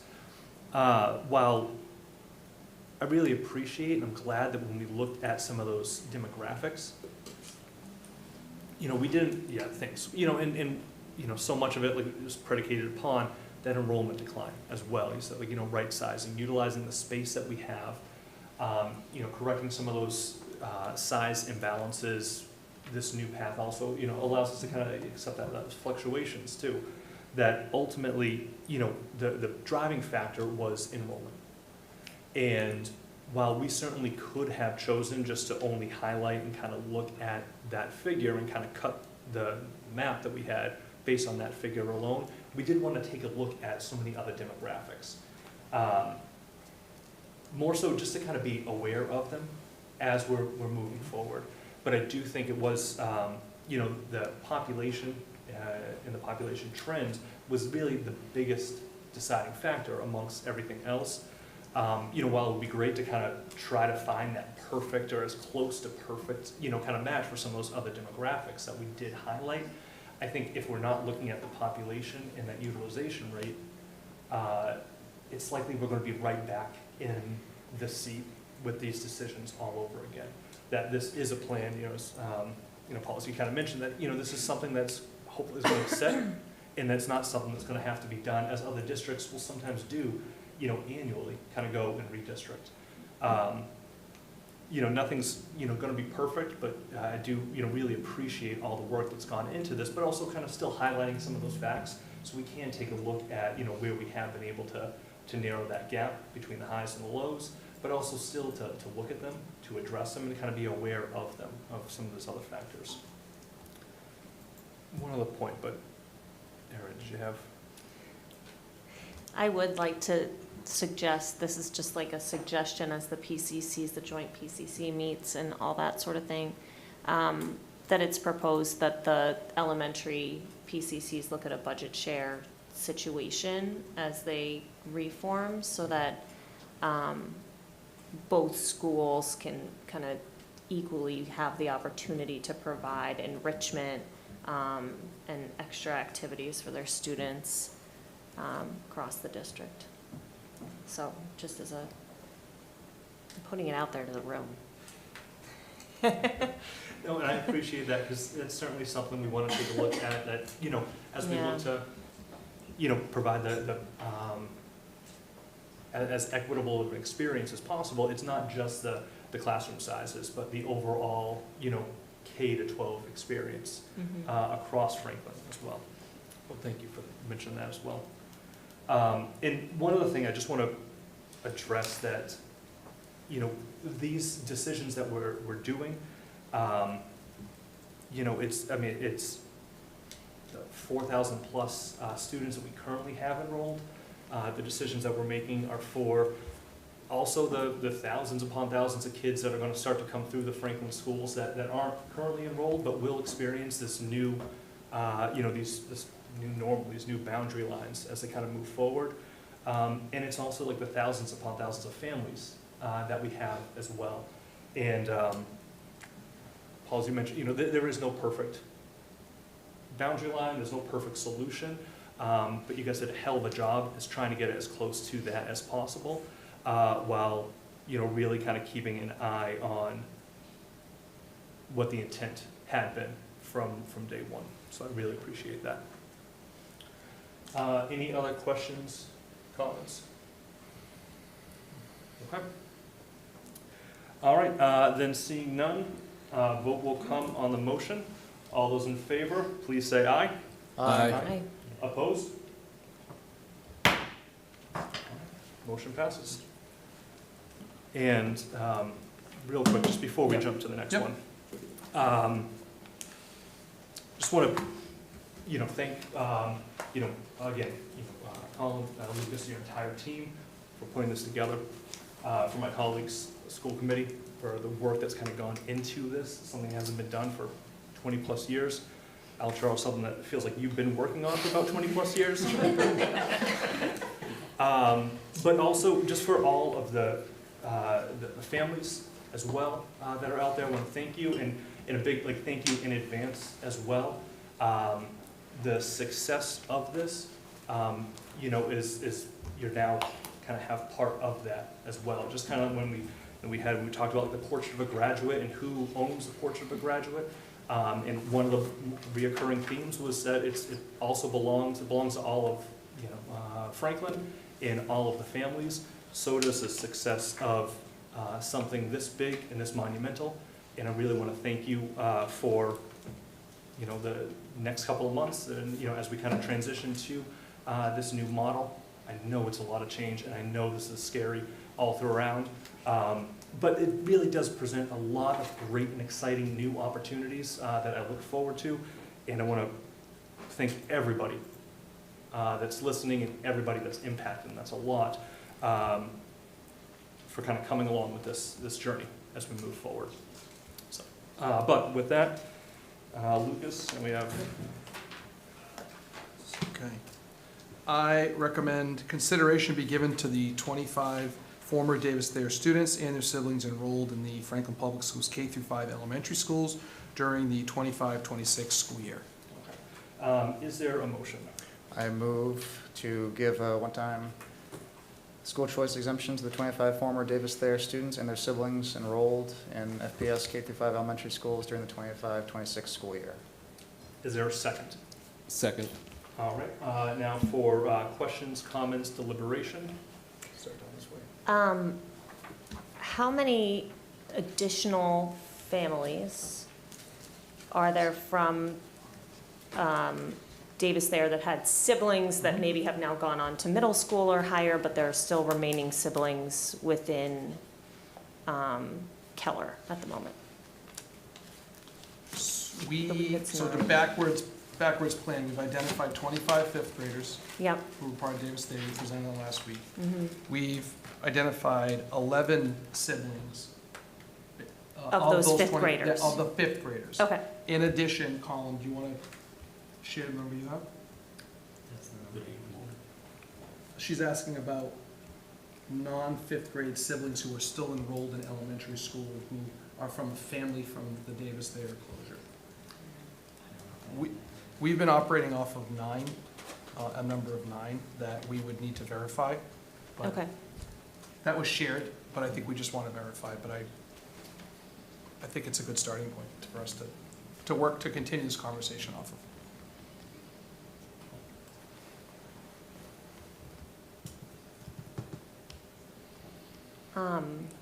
Okay.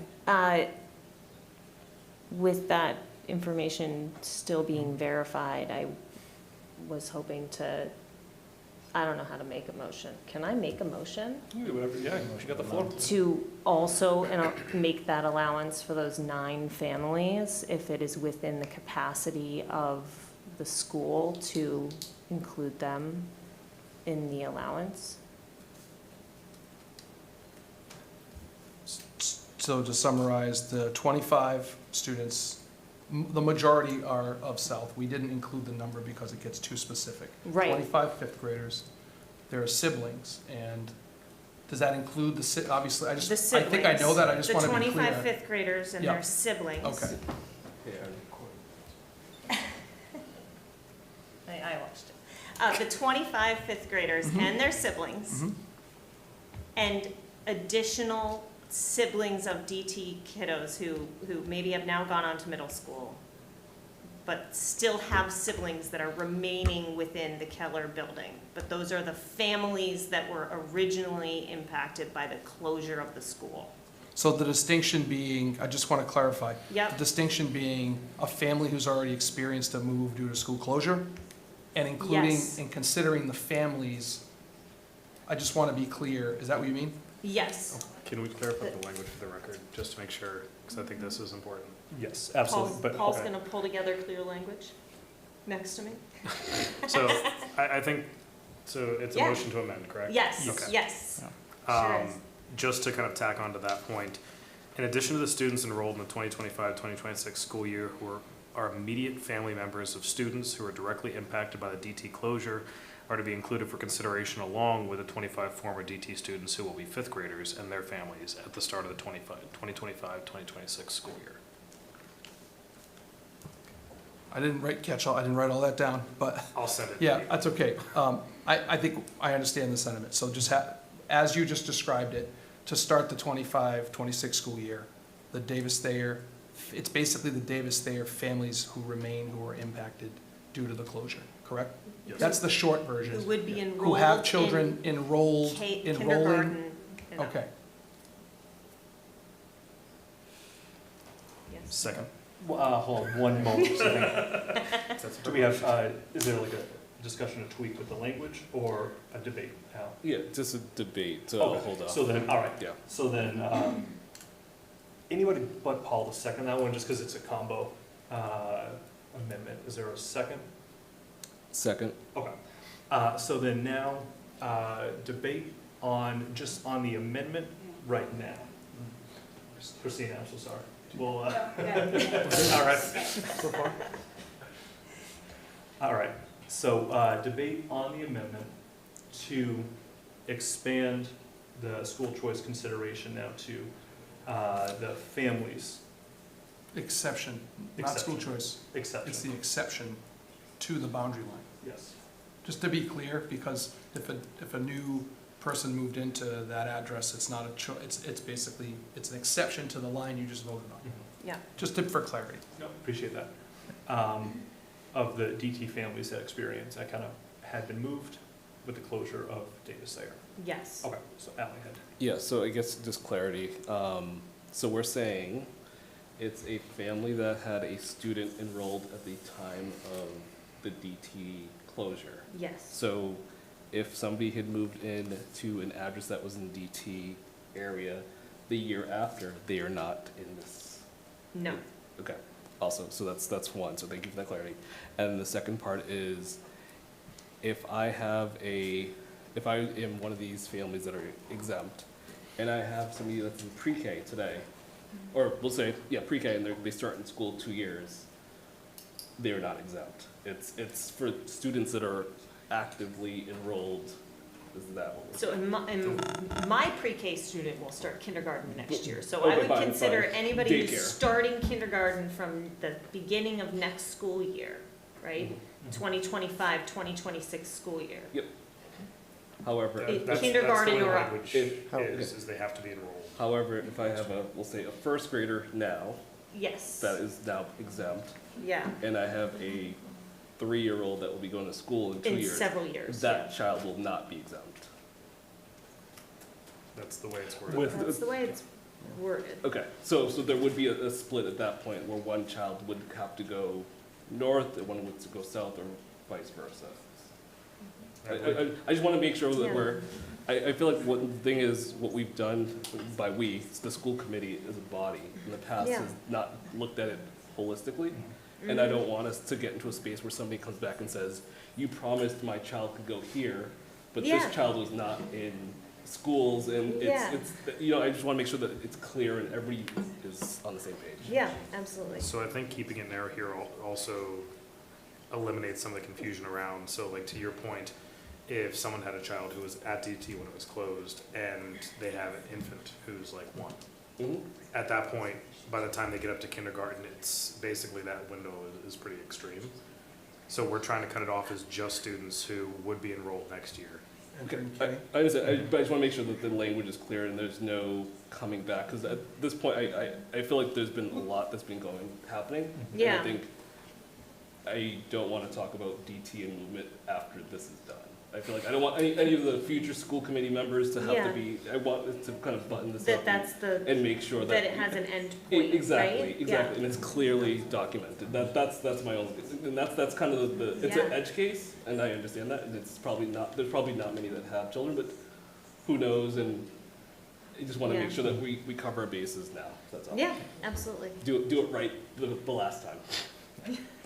And I think to that point as well, it would be as in if also the way, if it's tightly worded, if there's a marriage and stepkids now kind of come in and move into the household, it's just going to be predicated upon, as the amendment reads, as I understand it, just K to 5 students that are enrolled in the Franklin education system as of next year.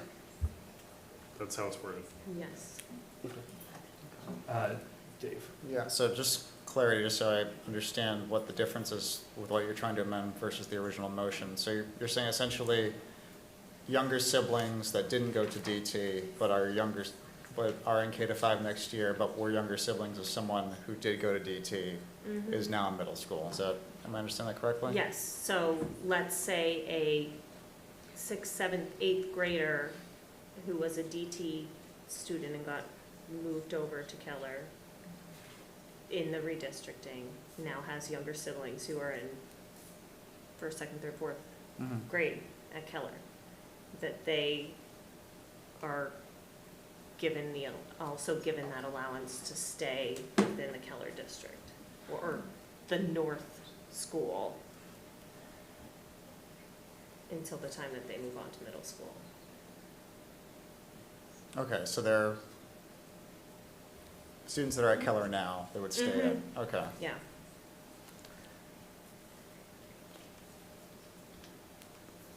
All right, Mr. Jagir, Yes, sir. does this, because I feel like this requires clear language so that we can make sure that we're not just talking through amendments and probably having some time to visualize this. If we, with the assumption that we vote to make this would be its own new It'd be an recommendation, yeah, does it need to be done and agreed upon today? And if would it impact the boundary, any of the upcoming work that you mentioned that needs to be done now that the boundary is defined? Like, because what I would say is this population doesn't, it's not a boundary line where we have to go reconfigure. We have a pretty set, the way you've described it, it's a set number of students that we could identify and do. I would just say, I think it's connected to the boundary line. I think the reason it's out for recommendation is because we teed it up and we provided some feedback. I think a recommendation helps us get this really finalized and settled so that we can continue to move forward with other work. I'm more thinking about my team and our bandwidth to continue other pieces of this project that are the next stages that will start to come into the priority. So I think making a decision on this tonight would certainly be appreciated, and that was our goal. I think a vote tonight would be the right move and part of the process to keep us moving for the reasons I shared earlier today. Yeah. Okay, no, thank you. And I feel like I'm going to speak for the whole, sorry, but I feel like we all want to do the right thing for the families, the families that were impacted, not the students, because I think we've talked about the students before, but I think this is now at a family level and impacts the whole entire family. I understand. And I think we want to do right by them and make sure that it's clear. But I appreciate your clarity, because from an operations standpoint, I automatically go to, like, people are going to be asking me or Dr. Rogers, who's helps with the residency piece, come to me with questions. So the stronger and clearer it is, I think it gives us something to work off of so that we can be operational. And if the will of the committee, it's within your purview and authority to vote on this as part of this exception, we'll follow the rules. I presented a recommendation just based off of trying to create some guidelines. It generated discussion, it generated an opportunity for feedback within the committee. You have all publicly, you're debating it now, and we will support the will. But what I just say is, from an operational standpoint, having clarity and a definitiveness to it is helpful so that we don't end up 3 years from now having someone come and say that promises were made or whatnot. And I don't want to be in a situation like that. I don't think any of us do. I don't think it's fair to people to have that in their minds as you move forward and make these decisions. So the clarity is important around how you're describing it in the detail is going to be helpful for our team as we move forward. So if it's agreed upon that we are going to put forward an amended motion, Paul can perhaps read out that very specific language that he had. But also, I think that it's helpful to kind of reiterate for clarity that in this, even in this action item that's up here as it is right now, that exception or consideration does not include transportation if it is over the boundary line. And that will continue to be true. Because this is an exception Yeah. to the boundary line, the boundary line you voted on will include families who are living in the south boundary, right? Right, So we're not gonna send a bus. right, If you go to the south, we'll provide transportation, just like we would per the law. We transport students from the attendance area in which they live to their school. And then we do that based on mileage from the school and, that idea. But because you're making an exception, there's no guarantee that we're not obligated to provide transportation, it's pretty clear. And that's how we've operated in situations like this. That said, we have to go through our whole transportation process to look, but I just would want to be clear for folks that we're not obligated to transport exceptions to a boundary line. We are obligated to transport within the school attendance area in which kids attend. thanks. Yeah, that clarification is helpful. Okay. Thanks. And I think that goes to, and you bring up this point very clearly where understanding exactly why this discussion is happening for this specific group of students. I think for the greater number of students, looking at the former DT kids who are rising fifth graders, they experience this as well, but these students also in these families, this is the second redistricting for the specific group in 3 years. Last time it was only them. Like they went through this entire process alone, and essentially, as we've kind of highlighted with this number alone, like just looking at the 25 former DT kids that are fifth graders, this is a smaller population still. We're asking them to kind of do this as a small group once again. So that's why, I want to make sure that, to your point, Mr. Jaguar, that this isn't something we're trying to string things along, where there's always going to be some kind of exception or something new or something else that might kind of tweak this in the future. This is really a very, very narrow scenario here. There are not a whole lot of people who have been redistricted twice in 3 years, and that's what we're trying to be sensitive to for these specific families, and kind of extending, on the fifth graders. There we talked a lot about logistics. Mm-hmm. If you're sending fifth graders to one school, a third grader to another school on the other side of town, it becomes very challenging. So I think those two things together is really kind of why we have this motion to amend that specific motion in the first place, and why these families kind of as a whole need to be viewed in kind of a unique light here. And that's why I think we should really look at it differently versus just it's an exception because some kind of general rationale. It's a very narrow, very unique, and probably something that can't be repeated. I really hope we're not doing this again in 3 years. So let's put that as a goal.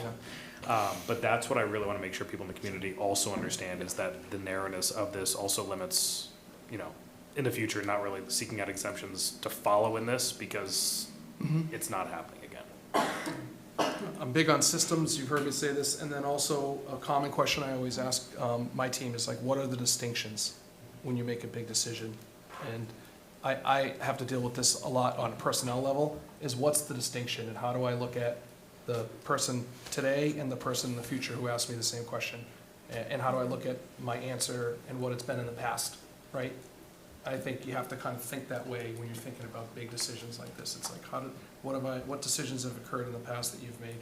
How would you make them today? And then if someone asks you the same question in the future, how do you create some level of consistency, depending on the circumstances? Obviously, not everything's apples to apples, but,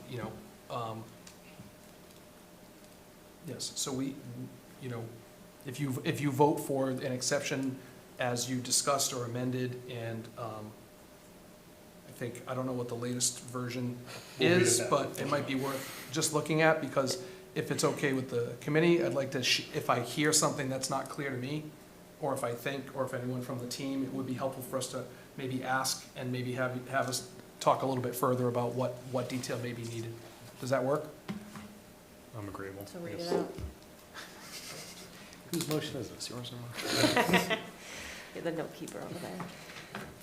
So the wording that I'm proposing is In addition to the motion on the floor, students enrolled in the 2025-2026 school year who are immediate family members of students who are directly impacted by the DT closure are to be included for consideration along with the 25 former DT students who will be fifth graders and their families at the start of the 2025-2026 school year.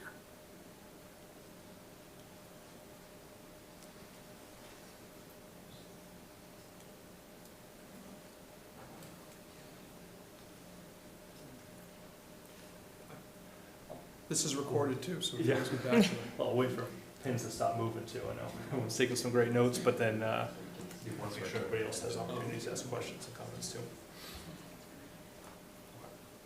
Vice Chair. Oh, Can I ask a clarification question for the audience? Steve Sherlock, 13 Magnolia Drive, Franklin Matters. Mr. Griffith, is that in addition to the wording that is already there, or did you rewrite the recommendation? So it's meant as an addition to the wording there, adding in those families. Okay, so then could you rephrase with the recommendation and then your addition so that we have the whole context? Thank you. so yeah, So I'll read that and amending then read this here. Yes. Got it. Such a fun lesson in what to say. So I move to amend the motion to state that to recommend consideration be given to the 25 former Davis Thayer Rising fifth grade students and their siblings enrolled in FPS K through 5 elementary schools during the 2025-2026 school year to also include students enrolled in the 2025-2026 school year who are immediate family members of students who were directly impacted by the DT closure to also be included for consideration. Thank you. Vice Chair McNeil, any kind of questions, discussions, deliberation at this moment?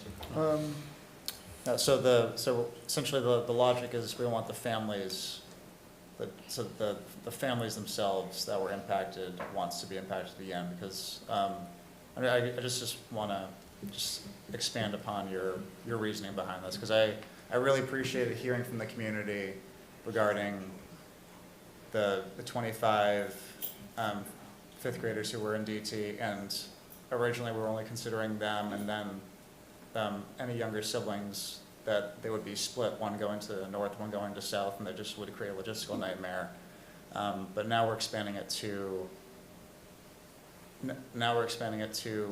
siblings of former DT students who are no longer going to an elementary school with them, and so there wouldn't be that same logistical problem. So do you mind just expanding upon the reasoning? Yeah, so I think that's a really great point. So, again, spot on with the 25 DT fifth graders, it's logistics, pretty straightforward. It's a very challenging choice to say, all right, I'm dropping my kid off at one school, other kids getting bused to another, like how exactly you're gonna work that out. For these students, I think one of the biggest challenges that they experience is that during the last redistricting, you also think about the timing, 3 years ago was kind of the heat of COVID, and really that adjustment. These families, as we all know, kindergarten through fifth grade is a really great time for kind of building community and a sense of kind of belonging as you work through a school system. And a lot of these kids, their emotional support system, the network that they have, their understanding of kind of what their community is, was impacted by that shift. So looking to kind of maintain that for these students, and again, from my understanding, it's 9 students. So we're not talking about a huge number of kids. These are 9 students spread across multiple grades in a school that now is going to have roughly eight classes per grade. So I'm not asking for us to basically increase each grade or each class by 2-3 students. It's increasing a grade as a whole by 2 to 3 students. But the idea is really surrounding kind of their emotional well-being and that continued support during this final transition window. The small impact to the overall school community is kind of the other thing to take into account here, where if we're able to make sure that these students who have had to make this move and this shift in their community, experiencing their school shutting down or their sibling school shutting down, now being able to stay for a couple more years to kind of finish things out before they then work into the system, joining everyone together at the middle school, I think it was something that was really worth trying to take that step.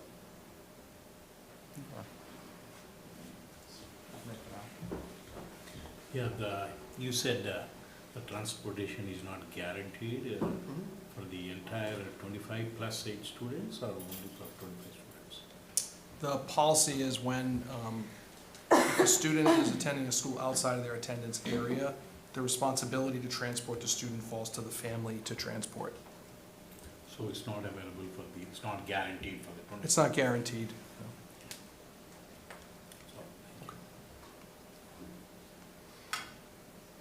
Kick it back out to the rest of the committee, but just so everybody here, council chambers and those, like watching,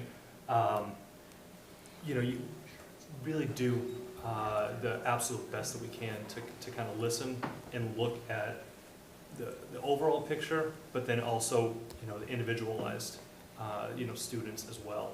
As superintendent, you mentioned, the original plan that kind of came out of, the recommendation that came out of that, like, master planning back in the spring was for the 25 former DT rising 5th graders. This was, remember, like Mr. Gustafson kind of came and he was right over there talking about like the 33rd graders at the time, and they've sort of matriculated and sort of moved. But then, the very first person I had spoken to at that open house that we had on Monday merely sat down and said, this is great, this is my kid, I really appreciate it. However, there's no way I can get one kid north and one kid south at the exact same time. As has been mentioned, there was a logistical hurdle.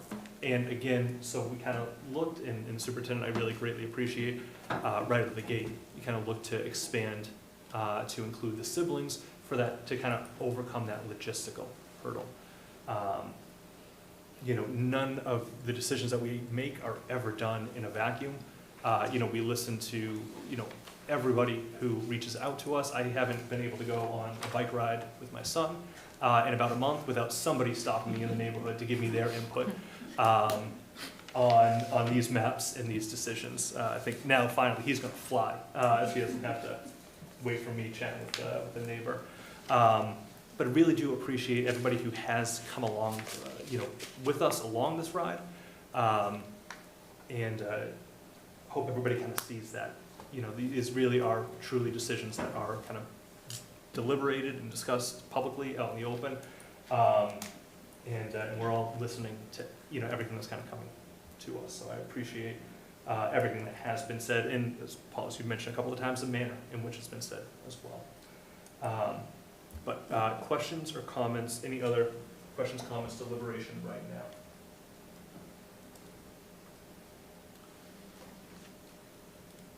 I'm going to ask you one more time, Paul, if you could read it back. Wasn't sure if you were joking. Can we double check, how do we have it read into the record? Or have we, do you want me to just email it to you? Okay, I'll just email it. We'll play it back on YouTube afterwards. Okay, so one more time. Motion to amend the motion on the floor to state that recommend consideration be given to the 25 former Davis Thayer rising 5th grade students and their siblings enrolled in FPS K-5 elementary schools during the 2025-2026 school year. In addition, students enrolled in the 2025-2026 school year who are immediate family members of students who are directly impacted by the DT closure to be included for consideration along with the aforementioned students. One more, Superintendent Jagir. Based on the numbers that we've kind of heard, is this something that can be logistically managed? 25, 11, and I'm going off of 9, but I think I need to just confirm and look at that. I know that was a number shared, but I think we have to look at that number a little bit closer. What's that? It's entering 2025.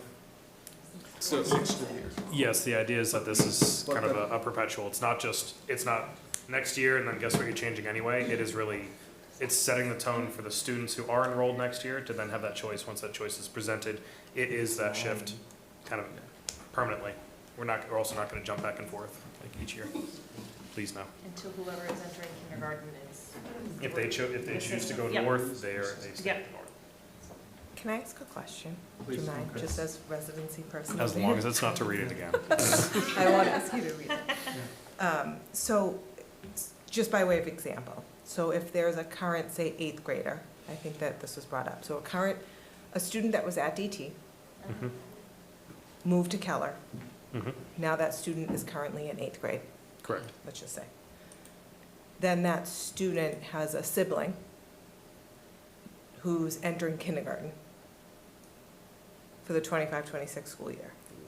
That would be That that would be the student would most be extreme. considered, That would be the most extreme example. correct. Yes. But that's why I'm just trying to go with most extreme. Yes, So that I would be understood. the most extreme example Okay. in this scenario. Yeah, I don't know that that is may not be. the exact. I think actually things are captured elsewhere, without getting into specifics for Yeah, obvious reasons. Yeah. But yes, that would be the most extreme example. Okay, I think the idea is that, for the most part, we're closer together in the years that we're experiencing. sure. Thank you. So to care for that, do we change the amendment to say entering first through? Because then at that point, the student is currently enrolled this year. I think for simplicity, just keeping that elementary school as a whole, instead of trying to break out one individual grade is. Because you may have like a 3rd grader and a 1st grader and a, you know what I mean? And an upcoming kindergartner. If you have 4 kids, you have an 8th grader and then an upcoming kindergartner and everyone in between. I'm just gonna say, I like the way you're processing and moving. I think we need to nail down that number, because I just wanna be clear, like, I'm a little bit hesitant if the number ends up being larger than 9. And I've done what I said I wouldn't do, was misspeak, but I'm going off of 9 families, but it could be multiple kids. I just wanna make sure that we do our own confirmation of that, and I think that was your point, Al, around tabling this decision to the following week, so we get clarity on who we're actually talking about. But I just would say it doesn't change the momentum of this discussion, but without actually going through and looking at Aspen and seeing, we can do it, but we can get a very definitive number. I just want to be careful here on basing this off a vote off of an assumption of 9. If it's not 9 and it's larger and it throws off balance, I think that's a layer you have to really consider as you move forward. So, one thing what we can do, we have like an open right now, an open amendment. We can vote on the amendment and then table the motion. Then, so that way, at the next school committee meeting on the 22nd, we kind of come back, we would have the amended motion listed on the agenda. Then we'd be able to kind of answer those direct questions and make a decision at that point in time. So you're basically updating the packet for our next meeting with the latest version of the language for the community and for everyone to see what would be up for vote. I think that makes complete sense. In the latest version of the language, Paul? I'll put it in an email. So you're voting to amend the vote, but you're not taking a vote. Correct. So unless, so right now, again, we just kind of deliberation on the amendment. So we will take a vote on the amendment in a moment. Is there any other debate, questions, comments? All right, so all those in favor of the amendment, please say aye. Aye. Opposed? All right, the amendment passes. Now, is there a motion to table? I move to table the vote on the motion on the floor to our next meeting with language to be updated in the packet. Okay. Is there a second? Second. All right, Robert Rules of Order, it's not debatable, tables. Much like motions to adjourn, so all those in favor, please say aye. Aye. Opposed? All right.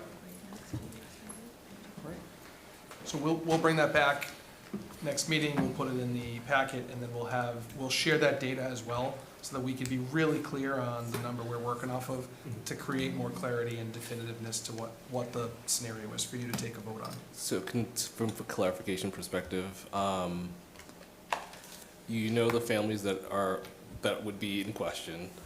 Are you going to be checking with them to find out, are there any other siblings that are not enrolled today that we need to account for? So we have a holistic picture of enrolled plus potential students that we don't know. If I understood the motion correctly, they have to be entering Kindergarten next Yeah, year. correct, but do we know that Next they're, year. correct, but do we know? So we don't have K numbers. Exactly, so are we going to, are you going I to think that ask was your them? point Yeah. around, do we take the two we have in front of us today and say first grade, but, Yeah,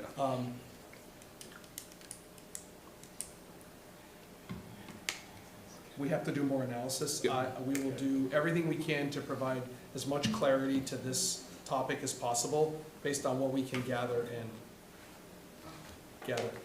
okay, thank you. All right. Thank you all. Okay. So then we'll move over to discussion action items, MASC resolutions. I recommend adoption of the following MASC resolutions as discussed. And let me just reorganize.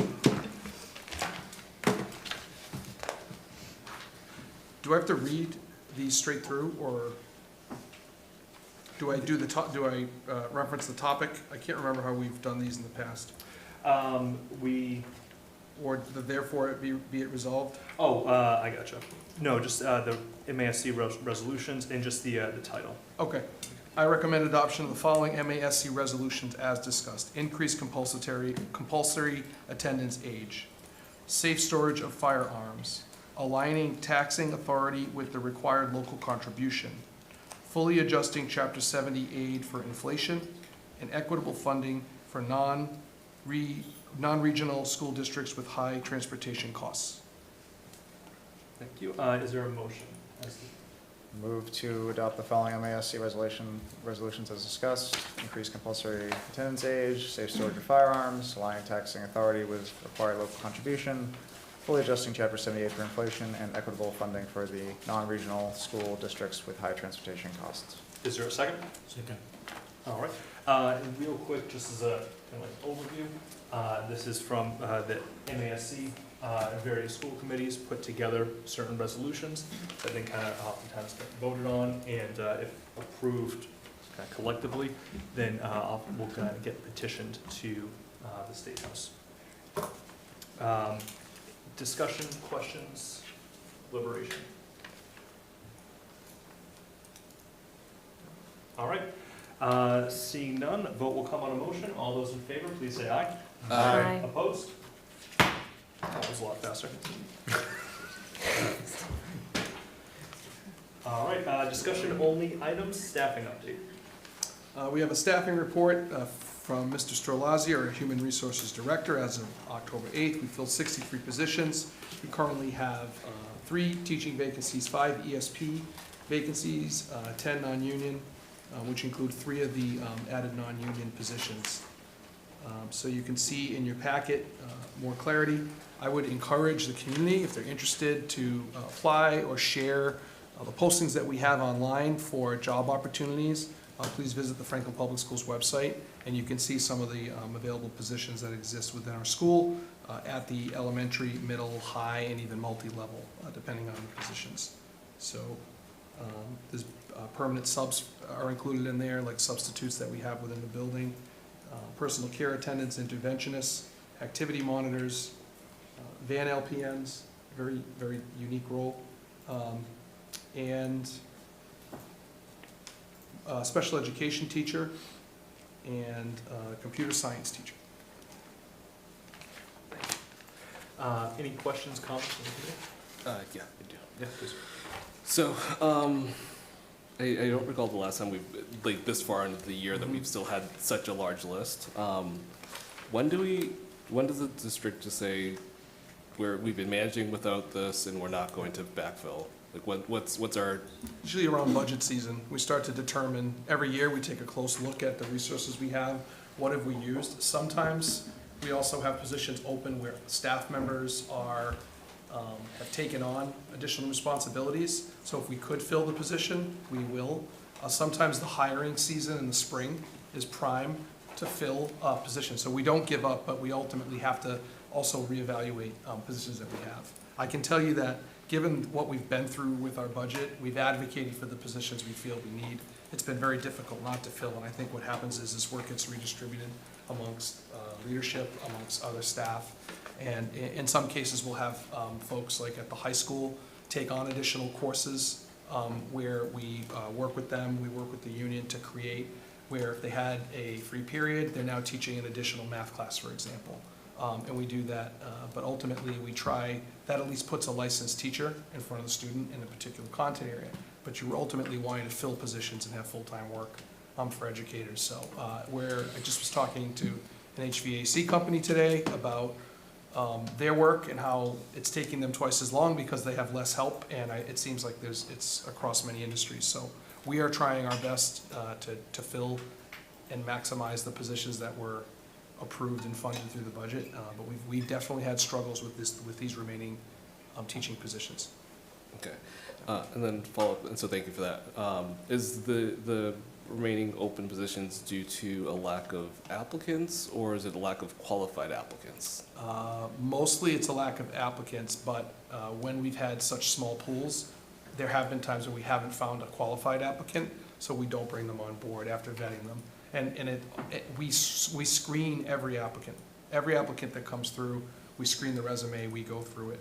If the resume and the work experience and/or licensure matches the criteria for what we expect, we then move to the next step. Before we operationalize and bring a bunch of people together to interview, we make sure that the candidate is viable. Then we go through our process and move through that. So we've had people go through different stages, but ultimately, if we're bringing you in, it means that you met the qualifications on paper for what we would expect. We don't turn away a qualified applicant. We review that. Sometimes it's a phone screening first, and then an interview. Sometimes it's to bring straight in, depending on how many. But it gets challenging this time of year. I think it's like the doors start to shut a bit because the school year's off and running, and nobody wants to leave. You know, even though they do, some people leave. It's harder. It's harder this time of year to leave or to find employment. So. Yep, nope, understood. And then the last piece, I know we're like in this situation due to the budget situation, the failed override, and you don't have an answer. I know you don't have an answer for this, but just want to get out there. I mean, we're to put the open the interviews and do these assessments. I mean, it's costing us money. Yeah. So we're diverting money that we could be using for other things to try to find and staff people. And I just want the public to know that, this is a byproduct of the failed override, the budget situation, and we may not easily be able to quantify it, but it's costing the district dollars that we could be putting into better resources. So, thank you. Okay. Any kind of questions, comments? Please give Kim my thanks for putting this together, meeting after meeting. It's unfortunate to kind of constantly see this, at Al's point. The town's spending a lot of money to save a couple of tax dollars. But it's very helpful to kind of continue to look at these vacancies and see those trends and where we're at. And just when you kind of mentioned too, the quick little plug to the community that they could, if they're interested in applying, maybe we can kind of send that out through the new app as well. Did you hear about our app? Yeah. Craig just mentioned it for the first time today. We can do that. I think that'd be great. Okay, we can do that. All right, transportation update. I'll kick that over to Ms. Malati, who has an update. She loves talking about transportation. I'm breathing and leaving transportation. I'm gonna make it quick. I'm just gonna provide a quick update on the wait list, on the bus passes, on the collection of the payments per Mr. Charles' request, and the refund process. We currently don't have anyone on our wait list. We have assigned all the students up until last Friday, October 4th. Newly registered students that signed up after the 4th over the weekend. They are being processed. They were processed today, and we'll have a bus assignment by the end of the week. All the bus passes, we believe all the bus passes were printed and sent to the schools by last week. If parents believe their child didn't receive their bus pass, they should reach out directly to their school secretaries so they can let us know. Payments. So far, we have collected close to $640,000 from when we opened the portal in May up until now. Since our last update on September 24th, we were able to collect over $21,000, leaving our remaining unpaid balance in less than $9,000. We are in touch with the families. A lot of them have requested the payment plans and are paying as agreed. And the remaining parents that didn't commit to a payment plan, they are being responsive, and they let us know that they either applied for financial aid, for financial assistance, and are waiting for a decision to be made, or that they will be making the payment, the remaining $140 by Friday. So we are confident, because they're being so responsive, we are confident that we are going to collect the remaining balance. Refunds, so we kind of switched gears. Now we have focused more on processing the refunds. We have processed about 57 refunds as of today, totaling about $30,000. We do have more refunds to be processed. We ask the families be a little patient, and I also ask that if families that requested refund and they don't receive an update from us or check in the mail by the end of the month, October 31st, please reach out to the Transportation Department by emailing us at schoolbus@franklinps.net. That's it for me. I'm happy to answer any questions. Thank you very much. I just had one request for in the future. I know that the fees for buses went up a lot. If you would be able to also illustrate for us how much the buses are costing above and beyond what we've actually collected, I think that'll be pretty eye-opening to people that $600,000 does not cover our costs for busing. Does not. Not even close. Does not. So I just want, if you can just provide that. I have the number at the top of my head. So impressive. Yeah. Don't misquote numbers, please. $1,652,000 is the contract for the year that we have to pay the transportation based on the 30 buses that we have. So even with the increased fees, we're still about $400K in the hole for the busing? Yes. Okay. Thank you for that clarification. No problem. Yeah, no, I think that's such a great point to kind of highlight, because, yeah, everyone saw that big jump up to $500, and that's still where it's being subsidized by the overall school budget, effectively. It comes from different accounts, but ultimately it was around, I know last year, I think it was like $11.30, the average cost to kind of ride a bus. And it was a discussion that we had after the failed override, that realistically, to kind of go and to punch it all the way up to 100%, on the families, it's extensive. It would probably add to the collection, basically just turn you into a collection agency, trying to get all of that money, and possibly might kind of lower ridership too. So it's, even at that higher rate, it's still being heavily subsidized. But, when after a failed override, we're kind of left with the tax dollars that we have, some decisions have to be made. Again, thank you so much for all the work that you've done. It baffles me. Maybe I shouldn't be surprised, but when I look and I see that wait list, as of today, no kids waitlisted, where we kind of started at and where we are, and just how quickly you tackled that problem. So thank you so much. Thank you. All right, off to information matters. We'll start, because I was told I had skipped over them at the last meeting. We got school reorg liaisons. So we met with Lucas, actually, just before the last meeting, had a great discussion around a lot of the planning and getting the framework together, and really how productive the group has been, and how we've actually been hitting the timelines pretty consistently. So we'll be looking to set up another conversation later this month, and we'll be able to update the committee at that point. Fantastic. All right, how about budget? Budget hasn't met since our last meeting. I anticipate we'll have a meeting on the 22nd, and we will also be having a joint budget subcommittee meeting with members from the Town Council and Finance Committee on the 23rd. All right, let's see, community relations.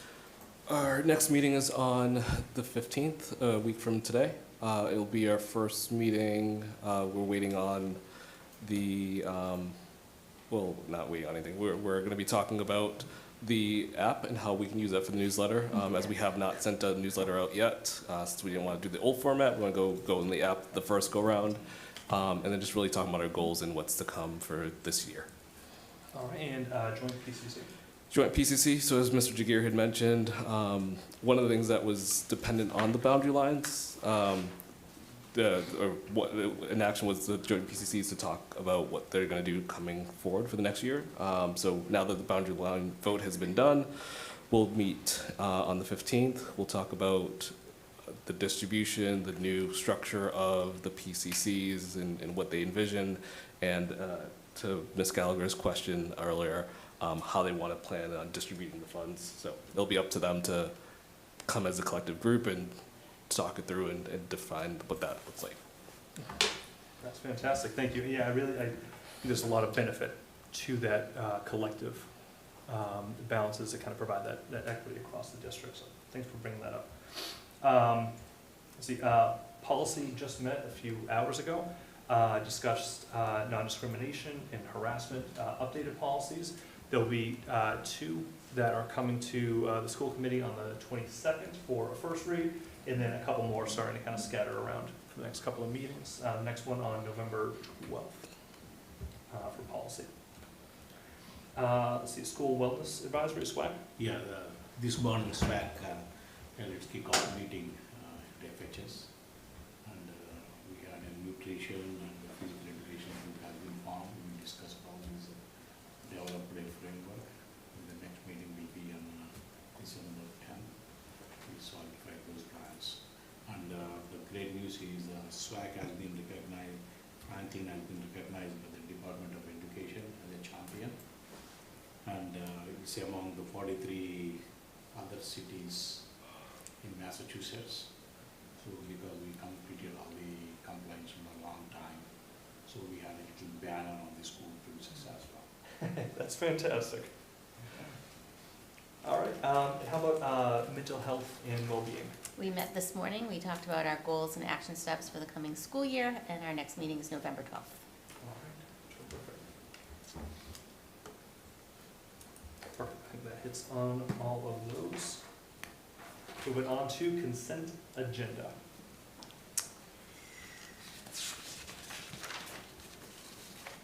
I recommend approval of the minutes from your September 24th, 2024 school committee meeting as detailed. I recommend approval of the request of Mary McMurray to take the music students to the Veterans Auditorium in Providence, Rhode Island on May 21st, 2025 for JFK and May 23rd, 2025 as detailed. I recommend acceptance of a check for $1,325 from the JFK PCC for field trips as detailed. All right, is there a motion? Move to approve the consent agenda as detailed. Second? Second. Discussion, questions? All right, motion will come on a vote. All those in favor, please say aye. Aye. Opposed? All right, terrific. Up next, we got good of the order, an opportunity for any of the school committee members to chime in about ways we can kind of improve or. Yep, so one thing, in light of the new liaison group that was referenced, can we update the school committee and liaisons website? Because it still reflects the old facilities planning subcommittee and not the 2 new group.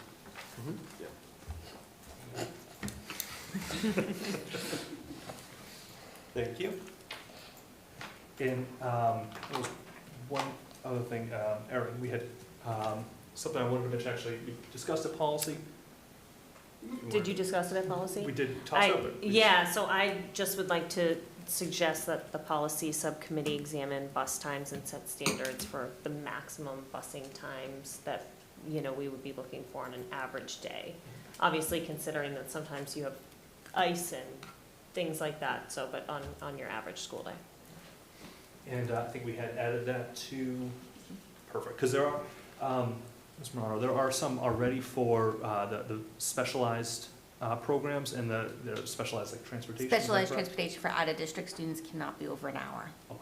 unless there's agreement upon the parties. Not that we're looking for that right now, but there are already Yeah. kind of, are guidelines established for out there. So yeah, we can kind of, we added that to policy has a roadmap. And so that's fantastic. Anything else? All right, then moving on to citizens' comments. Are there any citizens in audience, in person or online, who would like to make a comment on an item not on tonight's agenda and falls within the purview of the committee?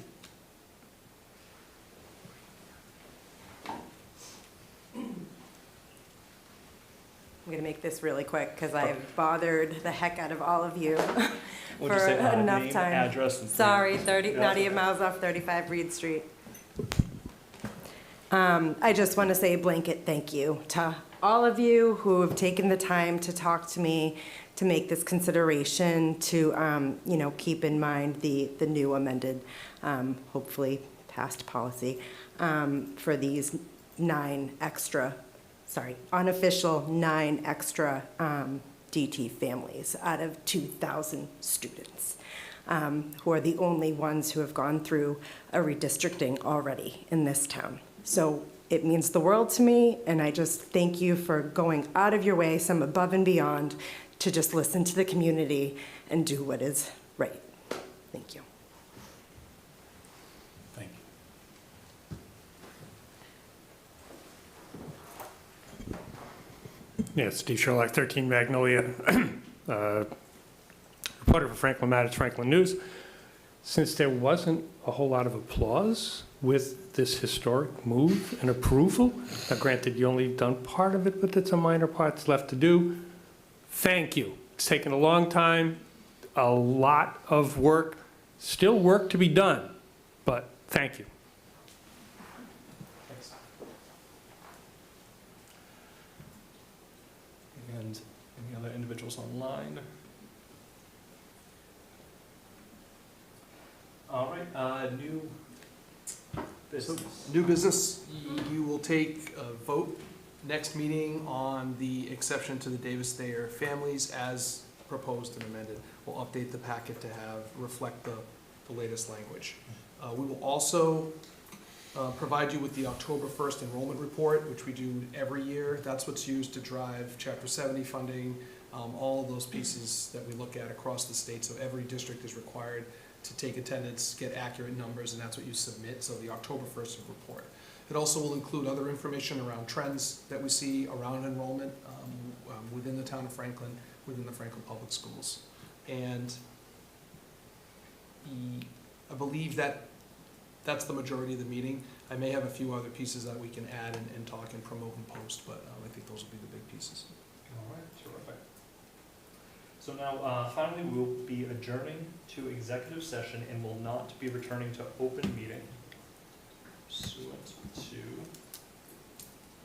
Mass General Law, Chapter 30A, Section 21(3), to discuss strategy with respect to collective bargaining or litigation if an open meeting may have a detrimental effect on the bargaining or litigating positions of the public body and the chair so declares. Is there a motion? Move to enter executive session and not return. Second? Second. Discussion, debate? Nope. All right, all those in favor, please say aye. Aye. Opposed? Thank you all very much.